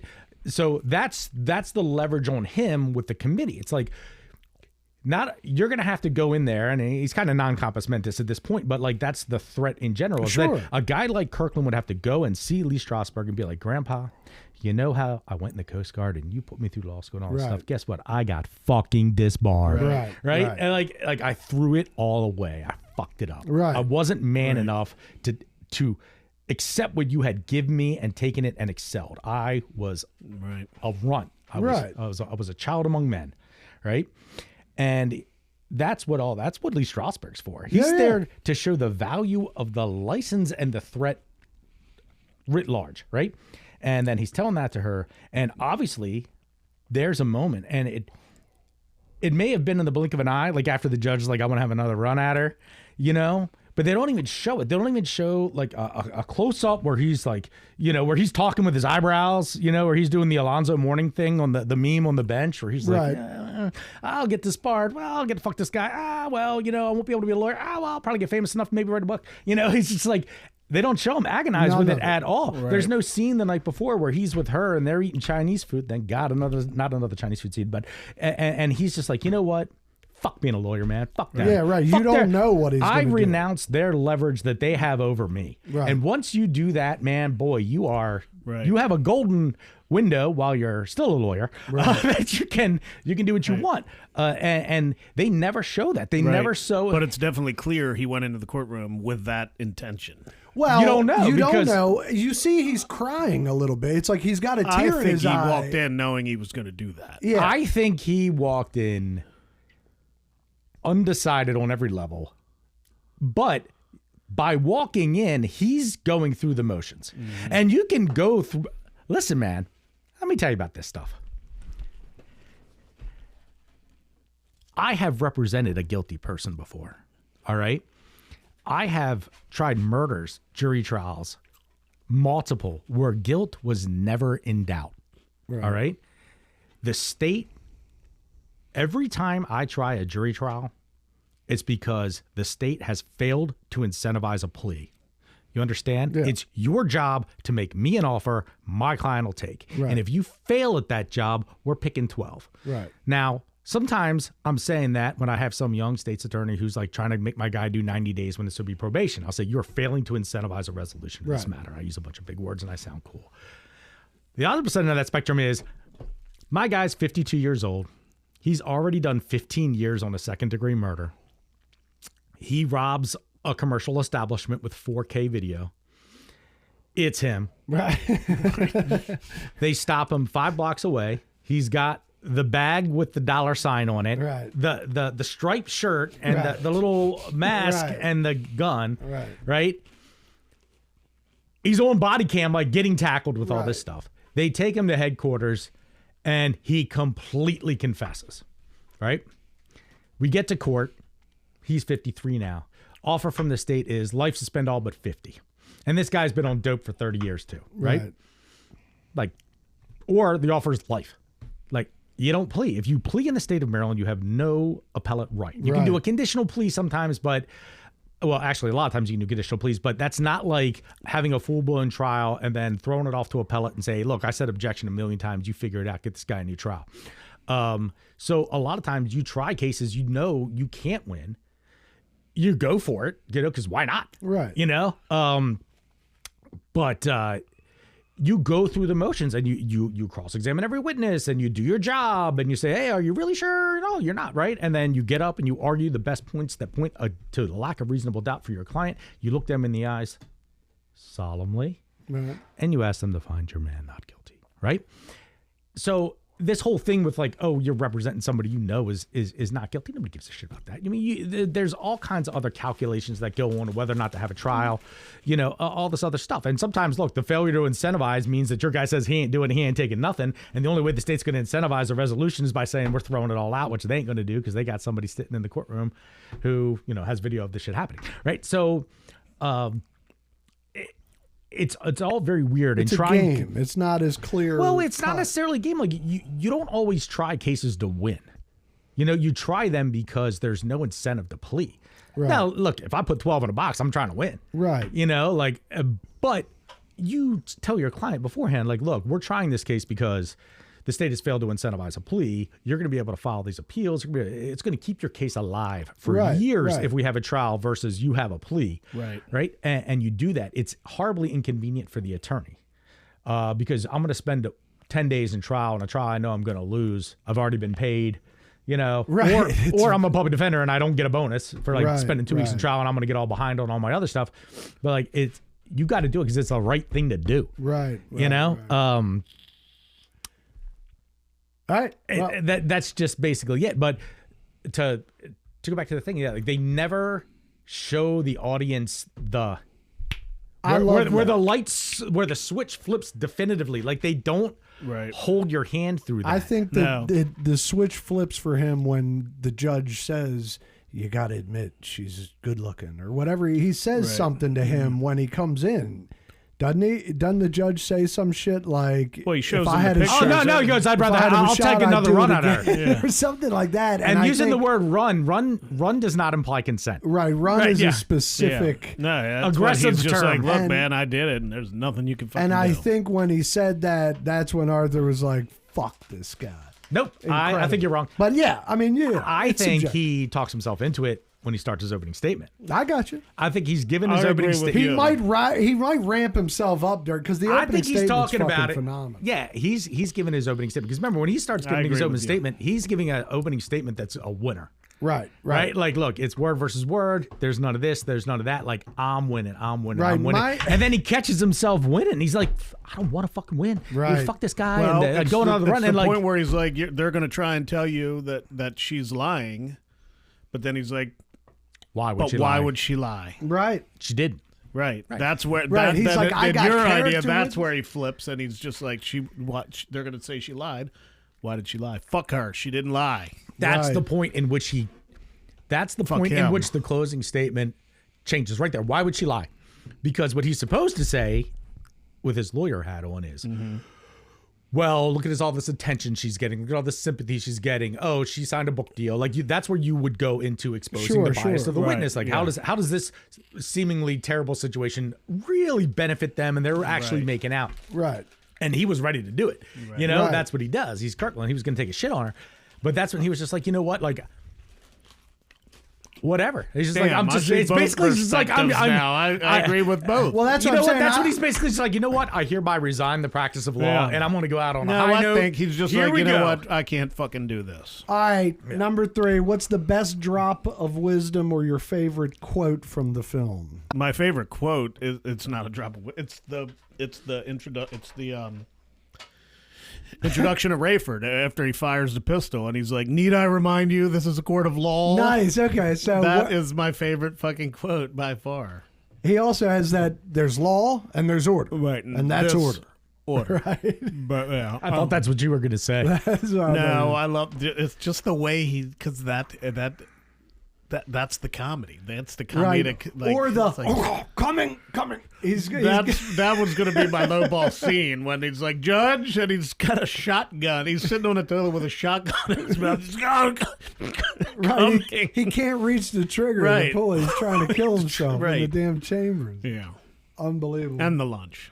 Josh, you got one best line, best quote, best drop of wisdom? I mean, I got the obvious if no one. I got to say, this is kind of stupid. I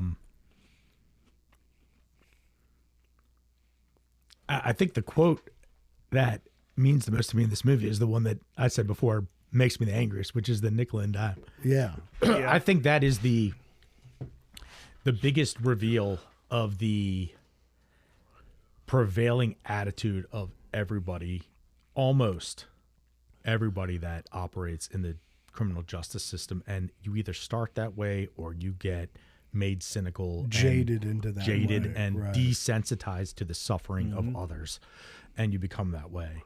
And so Nickel and God, dime. I fucking hate that. Like when he says that, like it's just like fingernail. Like you wouldn't Right. believe that mentality still prevails. Right. And like, it's like fingernails on the chalkboard. Like when I hear another lawyer talk down about their clients or poor clients, look, it's one thing if you're some Peter Angelo's type and you got your own jet and you own a baseball team and all this Right, stuff. You right. can talk about poor people, whatever, go nuts. But when you're in the hallway and you're taking their fucking money, Right. and you're supposed to be the one that's going to save them, Right. and you're just talking to some asshole other lawyer about what a piece of shit your client is, like, fuck you, man. Yeah, right. Like, I have a true believer bias. Yeah. All right. well, And look, I earn that by taking less money for what I do. Sure. Right. Like, so that's the Right. trade-off. You get less money as a public defender, but you Sure. get to ride around on your high horse all day. Right. Yeah. Like, so that's the non-monetary compensation. And man, like it's so sad to watch people get chewed up day after day after day. And it's infuriating to watch attorneys who are taking money from these people. I mean, Right. a lot of money, little money, it's all a lot to them I usually. know, man. And and you just don't care, and you're proud of the fact that you don't fucking care. And you think the fact that you don't fucking care is something that you need to brag about to other lawyers just to show what a big time lawyer you are. And like, oh, I'm Johnny Big Time. Like, I'm not going to get my panties in a twist about this kid who's got a suspended license and he needs a PBJ to keep his job. And it's like, You're like, well, why? Though? Why not? yeah, like Why fuck not that, man. try Like to- my kid needs to work. Like, Right. yeah, like hey, he's supporting his mom. She only Right. got one foot. You're like, Right. well, what the hell are we doing here? Like if you don't give a shit about your clients, fuck off. It comes from upbringing. Your I did, father was a crusader. Shout out Randy. We Yeah. love Randy. I did read that the final courtroom scene was one take. Oh yeah, Yeah. that's fun. I don't know if Shot in one take.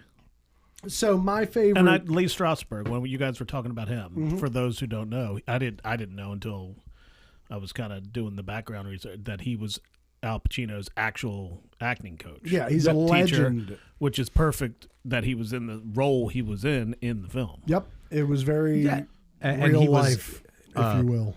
He was Hyman Roth in Godfather 2. Right. So not only he has had these two, he was Al Pacino's mentor, basically, and the two very, I'm not going to step into the Al Pacino greatest movies quicksand here, but two movies that were very important for Al Pacino, he was in with him and kind of held his hand. Right, Yeah. right. That being said, I feel like he's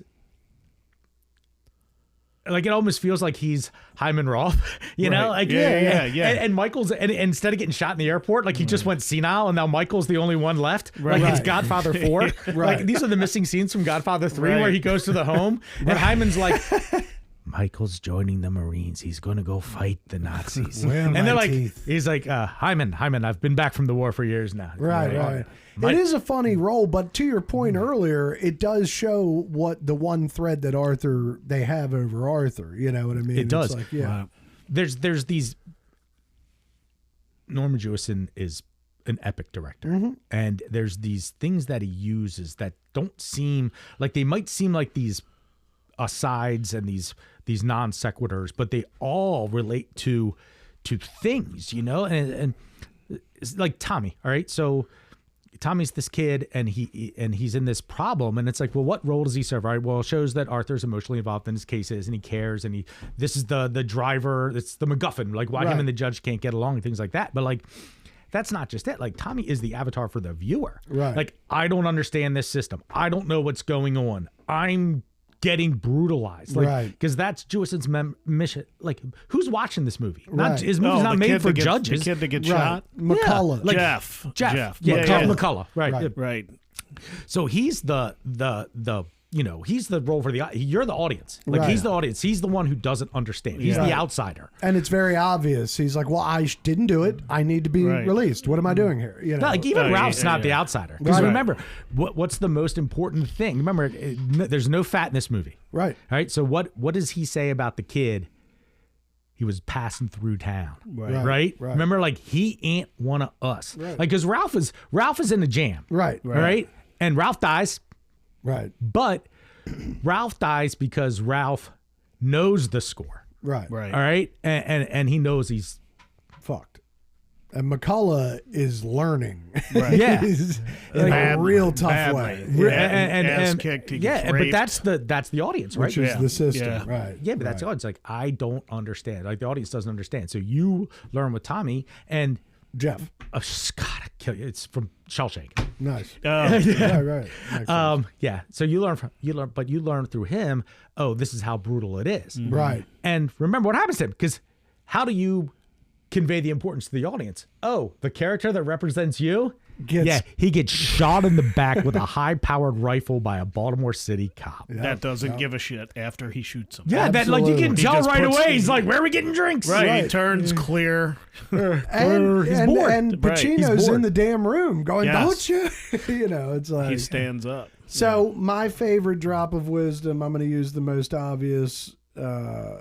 It's my favorite quote, is after the big speech at the end. He's being dragged out by court by the. I've just completed my opening statement, and the fucking courtroom goes Yeah. crazy. That's my favorite quote. I feel like we've covered most of the wisdom. Hold on, you know I like that quote. It's funny. I'm going to come at it from my lawyer angle, right? Because you just said, I've just completed my opening statement. But it's funny, as a lawyer, when I'm watching it, when he's saying hold it, he's talking to the bailiffs, Right. And the reason why he wants to say that is just to complete the record. Right. Like, for the record, I've Interesting. So he's like, hold it. Right. Hold it. He's not telling the judge. Right. He's telling the like, hold it. And he's like, basically, for the record, Nice. I've just completed my opening statement. Like, Nice. I so love he that. goes right into it. So it's funny, like, from the lawyer perspective, like, he's being dragged out of the courtroom, basically straight to the disbarment proceeding. Right. And they don't make that clear enough. I think that he really is. This is For the finality for his layman, practice. right? But even as he's being dragged out, man, like, the niceties must be observed. Yeah, my I love friend. that. That's awesome. The I never niceties considered must be that, observed. but that's wonderful. Yeah. All right. Well, good. That's fucking great. All right. So now this one is a tough one, but it's not going to be a tough one for me. What's the most obvious shitty moment of the film? If there is none, take note. The most obvious shitty moment? Yeah, like Oh, the Jeff moment you would getting- remove if you Oh, could. like just sucks? Yeah, like not like just a throwaway part or a part that you just think isn't relevant.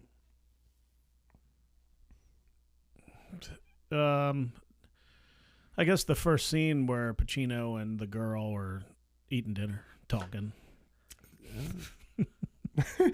There are no wrong answers here, Josh. Go. What would be yours? I know it's important, Now, but as I mean, you just said, that's a there's very no hard fat. question. There's no fat on the I mean, film. it might come back around. Yeah, there's no fat on the film, as Josh just said. Right, but that's if a there hard is one. none, then say there's none. Well, first of all, The end credits. They just remove them. Just end it. end it. So, what I'll say about, I don't think the helicopter ride really adds much. Oh man, Okay. we can't take that. Like, So listen, controversial. it's comic relief, Right. but I think we kind of already know Jack Warden's kind of out there, right? But so that doesn't really get added. It gets bolstered. It's there. I Sure. know it's there to break up the tension, Sure. right? I get it. But in hindsight, like, if that scene wasn't there, or if that scene The movie was, would still be just as good. it would make all the sense. Like, Sure. you already Right. know Jack. Okay, Look, there you man, when go. he's in the bathroom Yeah, and he's I like, wasn't good at that. he's like 1 millimeter away from Yes. vaporizing his head. Right, with his right, face. right, That's- right, that's right. And then Well, the that's clerk's relevant. like, Your Honor, we're ready to proceed. You know, and he just like, like goes out and takes the bench, like, so you already know he's nuts, right? Like, Yeah, I mean, you're right. Like I said, there are no wrong answers here because it's a slim, it's every relevant But- scene. But I can see that. You definitely, I agree, and I'll retract what I said. But the fact that the movie's a comedy, those scenes need Right, to you be need in the it. comedy. So They you are can't. relevant. That's You why know. that like removes the. It's No, that's it's- a tough question. It's It not is a tone tough deaf. question. Right. I'll say that it's But it's yeah, it's but but there it's any of the perfect- comedic roles, I guess, could have been removed. it's perfectly reasonable that you would think that scene is not like, that's a scene for lawyers. Like, that's a lawyer ethical, You got to go play golf with the judge. And, Well, no, but it's something that I think lawyers can relate to more. Right. 'Cause they want to stay in good standing with the judge. Right. And they kind of explain that to, I guess it comes across the layman, but that's obvious stuff anyway, right? Yeah. Everybody knows the lawyer's got to kiss the judge's ass. Like, Right. you don't need Al Pacino to tell you that. Right. It It's was got the tough. hardest thing being a lawyer has to be going up against a judge that you don't get along with. it's got to be I a mean- It's got to be stressful. It all depends where you are in your career. Sure, yeah, but it's still a thing. You'd Oh, rather yeah. be. You'd Nobody rather wants have to go in front of a hostile judge. right. I mean, there are judges. A hostile judge that also does not like you. Right. Every judge has their own reputation. Every single one. I'm sure. So I don't know. It was a tough one to think about. The most obvious shitty moment, like You you could say said, the score. like the ladies. Well, that was what I landed on. But the ladies' scenes are very important. Ultimately, They to are your important, point for the yes. ethics committee and all Right. that shit. So they're not, and they're interesting. Right. The old man scenes, maybe we could have used one less. Right. But It's a a tough lot one. of those, it wasn't many, and it wasn't that long. Like each scene was like 2 minutes or 3 minutes. So They could have made the Strasbourg scenes more poignant and effective if they were less subtle about them. Where if he came in one day and he takes his uncle out or his grandfather or whatever it is, and he's having a good day, right? Right, And so right. they're talking turkey, and he's like, "Grandpa, like they want me to do this, so they want me to do that." Right, And they have a and bit then of a Strasbourg moral. says like, "You don't worry about me, follow your heart," right, kind of gives thing. him the wisdom. Or Right. something. Yeah, you're right. You're right. Well, Michael, if I wake up tomorrow and there's a suitcase in my room, I will know you went to law school. it's an incredible Hyman. Great Hyman Roth. But yeah, so Well, he's got the same voice, the so same I pace. and everything. landed on the music being Right. the shitty moment. But the comedy. But to your point, it's not a deal breaker. I Right. just want the young kids to get past the fucking music and watch Right. the movie. Yeah. That's what I want. All right. So what about wish list? Like miscasts? Is there any like thing? Miscast, Like running time, actors, or anything that would have been better or worse? In any No, I'll tell you, roles? like watching that movie doesn't feel like it's an hour. I think it's an hour and 56 minutes. It's damn like close it to doesn't 2 feel like a hours. 2-hour film. Yeah. It flies by, and there's no like murder or really. There's no gore. There's no blood. Well, other than like just Jeff getting beat up, but like there's no good. Even when he gets shot, there's no like chest burn. Right, like, right. It's no overt. I mean, it's rated action. R just for content and language, I guess, and That was sexual always- innuendos. That was always challenging to me, though. Back in the day, when I would have like a basement full of liquored up dudes, to show a movie like Injustice for All is kind of bold. Yeah. Like, and it's got the worst pictures are the ones of the judge and the other dude's the head of the ethics committee, right right? to Josh's point. Right, there. yeah. Like he mentioned the picture. The picture is them in clad leather straps with a hooker. With a hooker, and Judge Fleming is riding. He's riding her like a horse, while the other dude is just laying on the bed. That's the picture that was given to Al Pacino, where he's like, wait a "This second. guy definitely raped this woman." Which brings us to the worst part of this podcast so far. Okay. The lack of attention to the great Dominic Chianese and his role Oh, yeah. Right. in this movie. I've been thinking Yes. Junior Soprano the whole Yeah, time. I don't yeah. know why we haven't mentioned No, him. we have not. Key role, dude. Well- Key role. Some people, they see Dominic Chianese and they think Junior Soprano. Right. Right. But some of us OGs, they see Dominic Chianese and they think, Johnny Ola, he knows all these spots. He took me here. right. All right. So for those who are not uninitiated, Dominic Chianese has a critical role in The Godfather 2, where when Fredo, the Mike Davis of the family, admits in public, Negative. That's not true. I'm just kidding. You're definitely the I Jimmy am Con not baby. fucking Fredo. No, you're Sonny. Yeah, he's You're Sonny. definitely I've- Sonny. yeah. It's only funny to call you Fredo because you're Sonny. Right. Right. So, but basically what he says is, this guy took me here, which betrays that he was going behind Michael's back, which leads to the big kiss and you broke up my heart and all that good stuff. So he's in this movie too, but it's not his role might seem to the uninitiated to not be very illuminating or to add much to the movie. But here's how it goes. This is for my private attorney peeps out there. You know this. You have these fucking clients. Every time they call, you're like, Jesus. You're going to make a couple bucks, but at the end of the day, you'd She's rather young. they just didn't call at all. Right. And they think you owe them, and they think, they have special privileges. And I was your first I was your first, Arthur. You broke cherry on me, Arthur. Right. And they're a complete pain in the ass. But you know what? Every once in a while, they kind of come through. Mm-hmm. And let me tell you, he acts like he was agonizing by having Dominique Sheeny show those pictures. In real life, he would have been like, "You're the man, baby." My man. Right. You know? Because, look, it's very illuminating, right? Yes. And that, he wasn't happy to get it. But the reason why he wasn't happy to get it is because it removed the ambiguity. Yeah, right. Right? He like now knows. He lost his like lawyers love plausible deniability, dude. Like, hey man, you can't prove I knew otherwise. Like that's your bread and butter. Is plausible deniability of your client. Right. Plausible deniability, you get caught in front of subcommittee. You know, like it starts stock and trade. Plausible deniability. Right. And he lost his when he saw those pictures. He lost it. Like he knew. And like you couldn't have the breakdown scene without the picture, right? Obviously. And so the smoking gun, if you will. But it's funny, like Dominique Sheeny is more than just a Deus Ex Machina that shows up with these pictures. Like he's also part of the barrel, man. Right. Like being in the barrel means you're in the barrel with a fucking guy like that. Right. You know, like he's one of those people that every private attorney's like, fuck. Right. You know, like, God, I know the guy that calls at 8:55 on a Monday morning, you know, like the guy who's got your cell phone number, like every bullshit thing is like drop everything. Like you're in the middle of a trial, they're calling you over and over and over again. Like, bro, if it's going to voicemail 6 times in a row, like I'm obviously fucking busy, right? You know, like dude, his intro is he's ridden up on this fucking overpass on 83. Right, he's on 83. Right, and they immediately demonstrate that he is not a sympathetic character by the way he treats his lady friend. Yeah, he's like disappear. Disappear. Yeah, disappear. Get out of here. My wife doesn't need to know about this. Right. Like he's a dirt And then bag. he shows up outside the courthouse. Yeah, but listen, Arthur. that shows. Look, if all of Arthur's clients were saints, that would be fucking bullshit, right? That's not real either. Nah, hell no, that ain't real.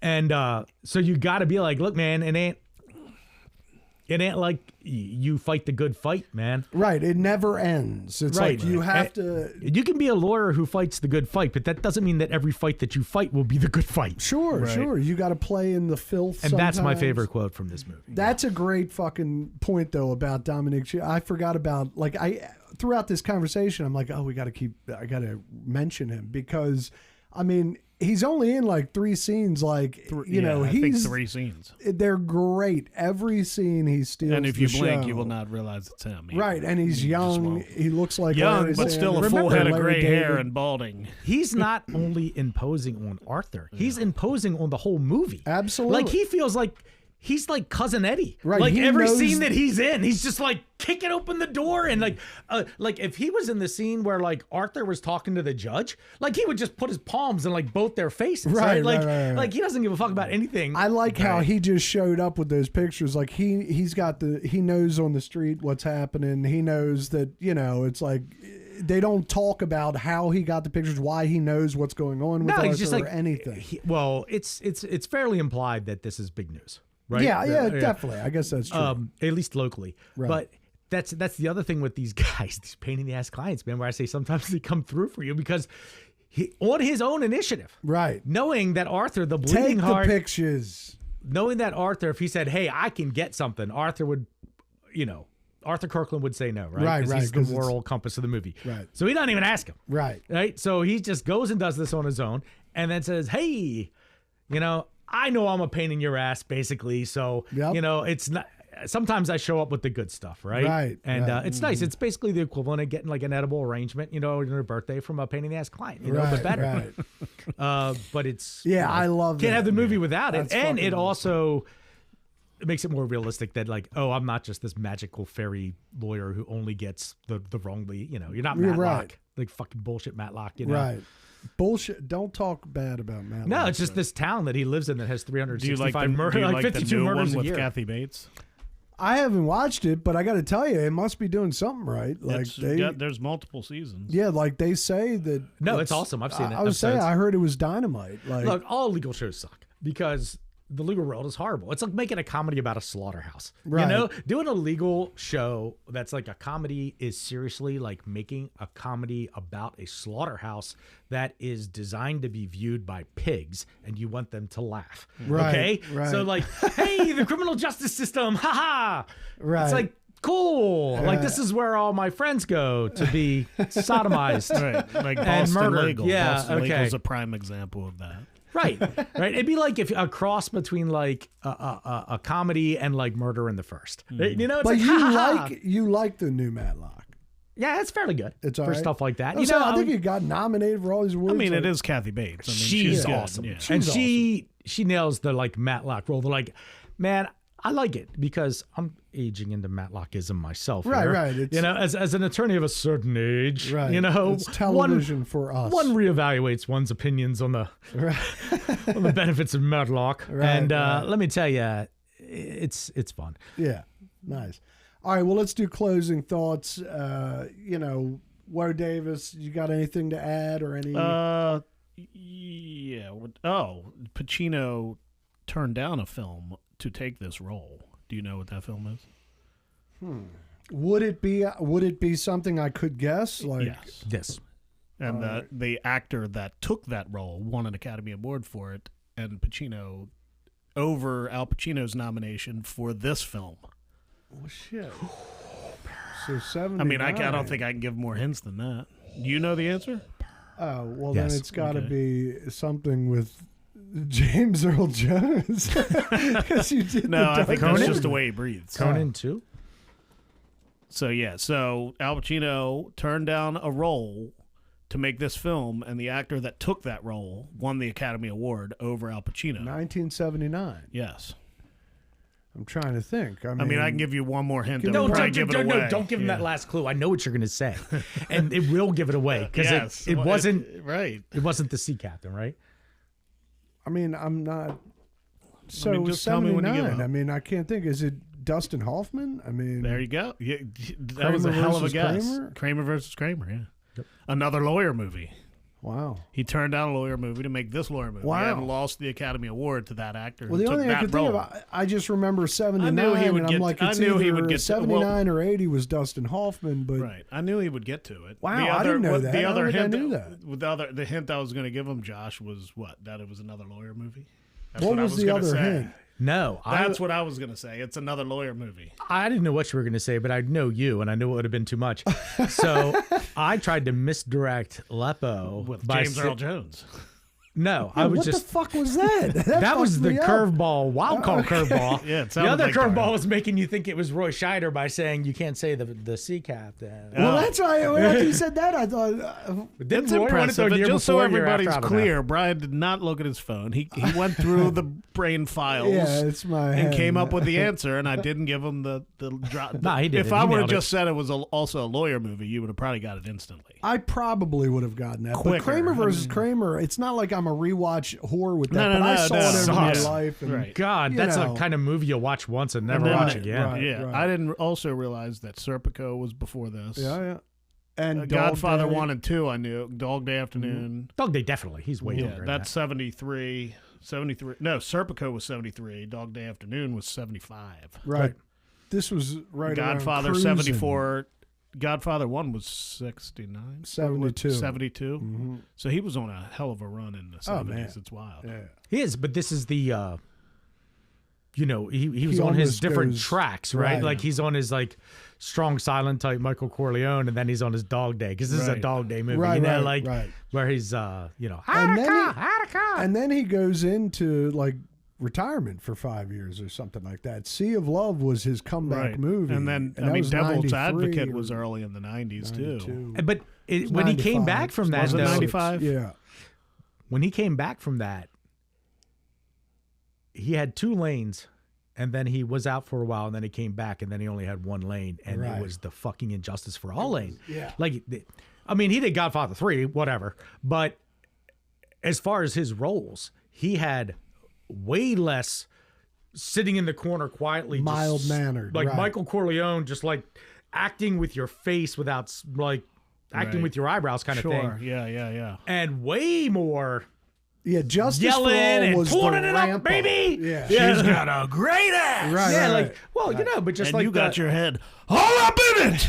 yeah. Well, just his 10 out of 10s, you know, like his going for it, his Carlitos, like all the Scarface and, Right, and just right. like all these over the top, just yelling, like movies where he yells. Yeah, Right. you're right. And Justice was the seed of that kind of character, that over the top character. Dog Day, he because- gets kind of, Dog Day too. Yeah, definitely Dog Day. Yeah. I forgot about that. But he ramps it up in Injustice a lot. Yeah, yeah. Because he's got so much to work with the So. Oh that's no, I think if interesting. you want to do the Pacino intensity arc, you do Dog Day, then you do Injustice for All, and then you do like Scarface, right, where he right. just completely What year was that was Scarface? 81. 81. Was it 81? right? right. Yeah, so So that's he when did he's, not retire. Actually, you know what? He did Was not it retire 84? after. Or was it 81? I don't know. I think know. it was either 81 or 84. I That can't was his remember. first movie out of retirement. You think? No. He retired after Arthur or some shit in 85. Arthur. Author. was that when he was with Not Roberto Arthur. D'Angelo, or Like before? Arthur, the movie Arthur with the drunk Dudley. Not to be confused with Arthur with Dudley Moore. It's called Author. Author. like a Yeah, book writer. AUTHO. I've never even heard The of that kind of movie. 70s brown movie that you would never want to watch. It was early 80s and it wasn't great, but he went into retirement and just did theater acting for many years, and then Sea of Love came on, or that was his comeback. When did he start living with Beverly D'Angelo? Was that during that time? I think it was. Man, because I it wouldn't was work the if I lived theater with Beverly years. D'Angelo either. I mean, either. Especially I love it. 80s Beverly D'Angelo. 80s, 90s. Yeah, yeah. Oh, dude. She was Patsy Cline and Coal Miner's Daughter. Yeah. She can sing. She's And awesome. keep in mind, she was Yeah. in Hair. She was Yeah. in the which we all love. She's awesome. Yeah. What are some of your other favorite lawyer movies? Few Good Men, even though I don't know if it's technically like a lawyer movie Sure. or if It's it's a movie about Takes court with a place bunch of in lawyers. courtroom. I think A Few Good It Men has is an end scene. If it ends in a courtroom scene, it's is a lawyer incredibly The whole compelling. movie's about It's prosecuting a case. Yeah, but I feel like yeah. because they're military, I don't know. But yes, Few Good Men, I feel like has got to be up there. Yeah, And then, I always like A Time to Kill. I forgot about it. Time to McConaughey's Kill. done some great. Lincoln Lawyer, that's a good one. Lincoln But A Time to Lawyer. Kill, Sam Jackson, that's a great movie. Right. I forgot about A Time to Kill. The Client. That was, I don't know. But again, I don't know if they're good lawyer movies. They were just good stories. What do you say? What are they I mean, The about? Firm could be a lawyer movie. I mean, it takes place. All the characters are lawyers. It's a law firm. Right.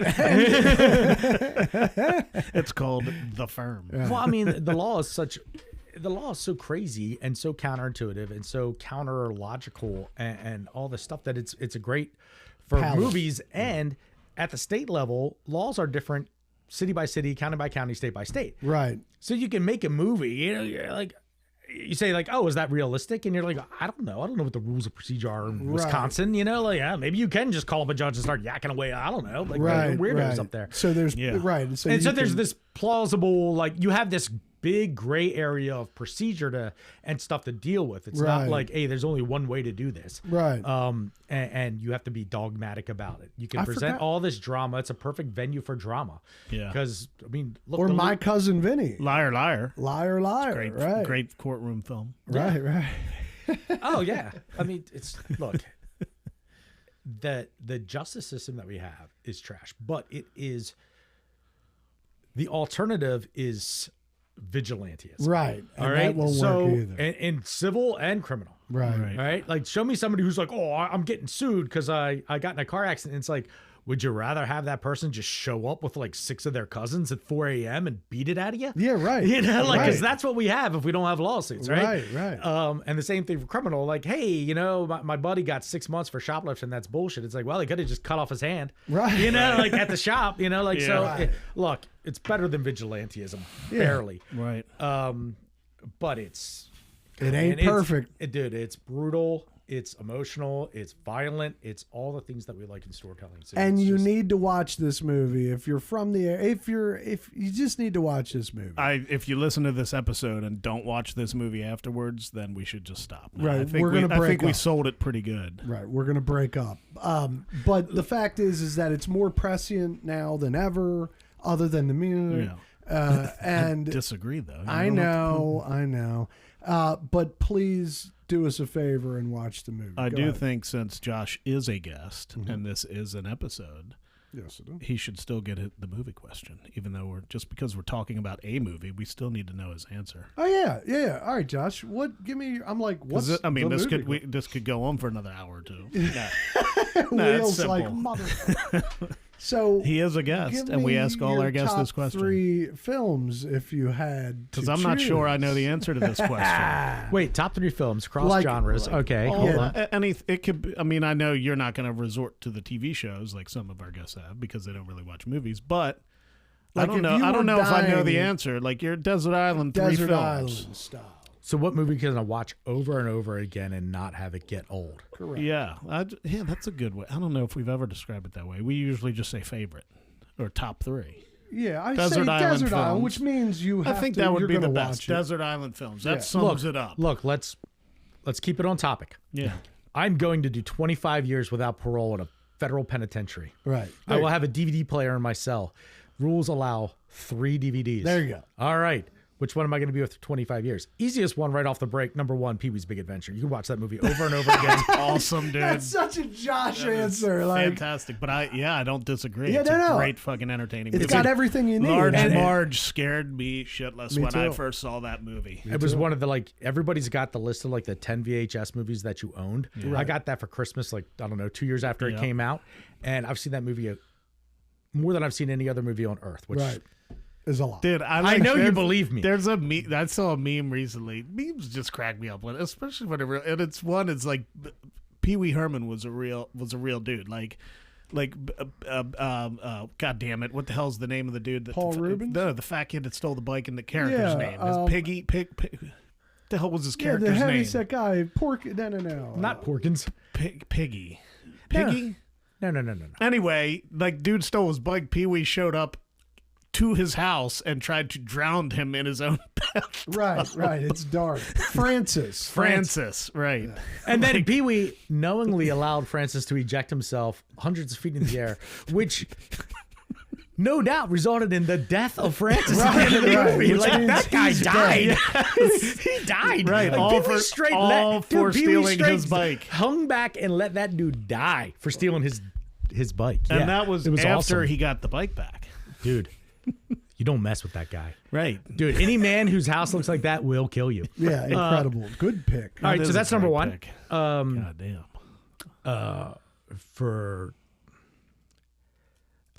I'm gonna cheat. Godfather trilogy. Yeah, we do. No, we do trilogies. that. We allow We've done that trilogies, before. Yeah, it's cheating. yeah. And let me tell you. So let's hover there Then for a you gotta second. c- I also like the trilogy in the full like The epic. the order. Yeah, Like the Godfather chronological order. epic. It's Yeah. called the Godfather epic. They edited it. I need I De still, Niro I first. still haven't watched it. It's phenomenal. Yeah, it's I know. weird. It changes There's scene- everything. But there's scenes in it that aren't in Yeah, any right, of them. yeah, Like there's, sure. it's It's pretty crazy shit. And I Right. just say that I'm not one of these Godfather people. I like it and I think it's I good. mean, we but still have a friend that has never seen the movie. don't tell me who it Well, let is. me tell Kearns, you, dude. Oh, yeah, that's right. Well, he doesn't count. it's offensive though. He's Italian. He should be. He doesn't know who Hyman Roth is. Yeah, it's offensive. I will tell you though. Hyman Roth been dying of the same heart attack for 20 years. We're gonna hover on this real quick though. I go to bat for Godfather 3. People hate it. I don't love Sofia Coppola's performance. I don't think it's good. I get that. Yeah, but I've seen movies that I like with bad actors. Well, that's what I'm saying. It's like Mark Hamill's not great, and but it's Luke, and you just don't give a shit. Right. And I just think that it bothers me. Duvall wasn't in it. That was his choice. It wasn't Yeah. Coppola's choice. Coppola and Pacino said that it was a money grab, but the fact is that story of the Vatican corruption, all that shit, is relevant. Yeah. and it's a real. It was interesting to me. I didn't hate it, and I thought Andy Garcia as Andy Sonny's- Garcia was great. Yeah, Joe Montaigne. Montaigne. I mean, it's fine.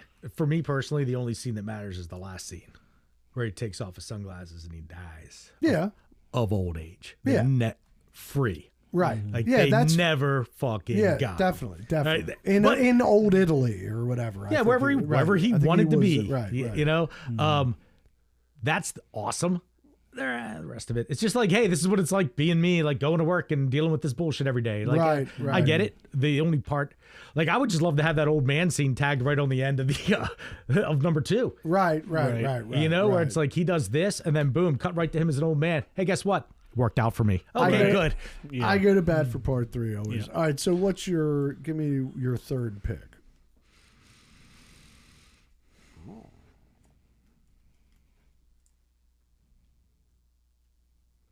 Where every time you watch it, no matter how many times you've seen it, you always see something good. I have one that I think you would say, but You know, we'll see. I'm going to say Casino. There's so much going on in that movie. Right. I lived in Vegas. I moved out there right after they filmed the movie, so I knew a lot of people in the legal community who had cameos and stuff like that. Right. You took me to the house when I was there. Yeah, the house that I lived in law school was 2 blocks away from the house that De Niro lived in. Oh, nice. Yeah, That's fun. that's where we lived. We lived over on Spencer and Viking. We lived, all those houses were built in the late 60s, early 70s, and, Nice. and that's just where we lived. And but every single thing about that movie, you can watch scenes. I mean, there are scenes from that movie that I've watched 1,000 times over and over again, out of context of watching the whole movie. Davis knows my favorite, dude. The Aunt Superstitious is the best. The cheating with the above camera with the there's- guards. It's the at the greatest four scene. corners. It's the greatest stage direction, moving parts scene. Because it's shot from above. The only thing that competes with it is another Scorsese scene, which is them going in through the basement of the Copa. In Goodfellas. Yeah, the Steadicam shot, and Which was Caleb's least favorite scene in that movie, remember? Yes, I do remember. He that. shit all over that one with the Goodfellas episode. well, tell him to stay home right Yeah, now. I'm right. coming by the house. Yeah. I'm just gonna send him a text. Stay It home. was Right. my favorite scene, and he was like, I don't like that scene. I'm like, what the fuck are you talking about? No, the Jeff Beck guitar, because the Jeff Right. Beck's ramping it up. It's unnerving. And then the selection of Jeff Beck, who plays a different style that you can't quite put your finger on if you don't know guitar. But if you Right. do know guitar, you know he doesn't play with a pick, which is why it sounds like rock ascending, but it's also like not right at the same time. And Right. like things aren't right. Things are moving. And Incredible player. these security guys are moving around. And I man, remember then it why just he doesn't like it. oh, dude, then he hits him with not the mini cattle prod, the Yes. full Right, size. right, Like, right. Yes. Right. yeah. And then they smashed the motherfucker's hand. Yeah, I saw you shuffling your checks with your right hand. Can you do that with your left hand? No. From feel good, so you go No, from I agree. That's No, and look, it's not in there because of all that cowboy shit. I mean, the cowboy shit's great, right? Right. But the scene's in there is because during the Charlie the Banker scene, you can look in the background of the wall of that house and say, oh my God, there's a Jim Beam 1975 Nevada Silver State decanter there that I never noticed before. Like, there's so much going on in that movie. Every casino scene, you're going to notice something in the Right. background. Everything is so intentional. So you went from the spectrum. If you're on that island, you're going Pee-wee, fun, Yeah. Godfather trilogy, emotions all around. It's nothing. Fun has nothing to do with it. Fun is you If can I see have the to watch scene. it over and over. Right. again. Yeah, like you'll watch the scene where he's out in front of Chuck's and he's like going to out in front of the magic shop and he's chaining up his bike, right? Right. And everybody knows you can see the chain coming in through the bottom of the bike, right? Ha ha ha. It's like the first thing I saw on IMDb goofs in my life, right? But you can just look in the background and just be like, oh, I never noticed that kid like cracking yeah. up before. Like there's just so much going on in Right. every scene. And same way with Casino. Right, really. like that's why you can Right. watch it a million times and not go nuts. It's just because Right. you're on that island. It's like year 4, and you pop it in, and you got your Tom Hanks Castaway, and like Right. you're gonna see something for the first time. Same with Casino. Like you're gonna see something, some moving part that you never saw before. Right.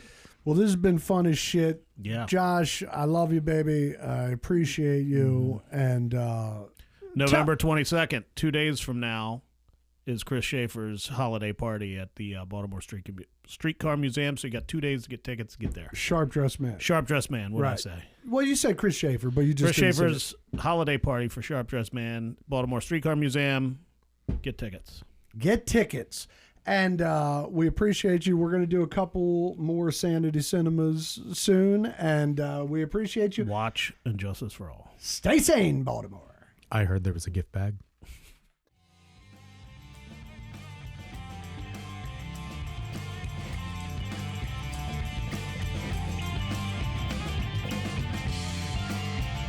Thanks for listening, Baltimore. You can find us at www.sanitylounge.com or on Instagram at sanity.lounge. Keep listening and subscribe.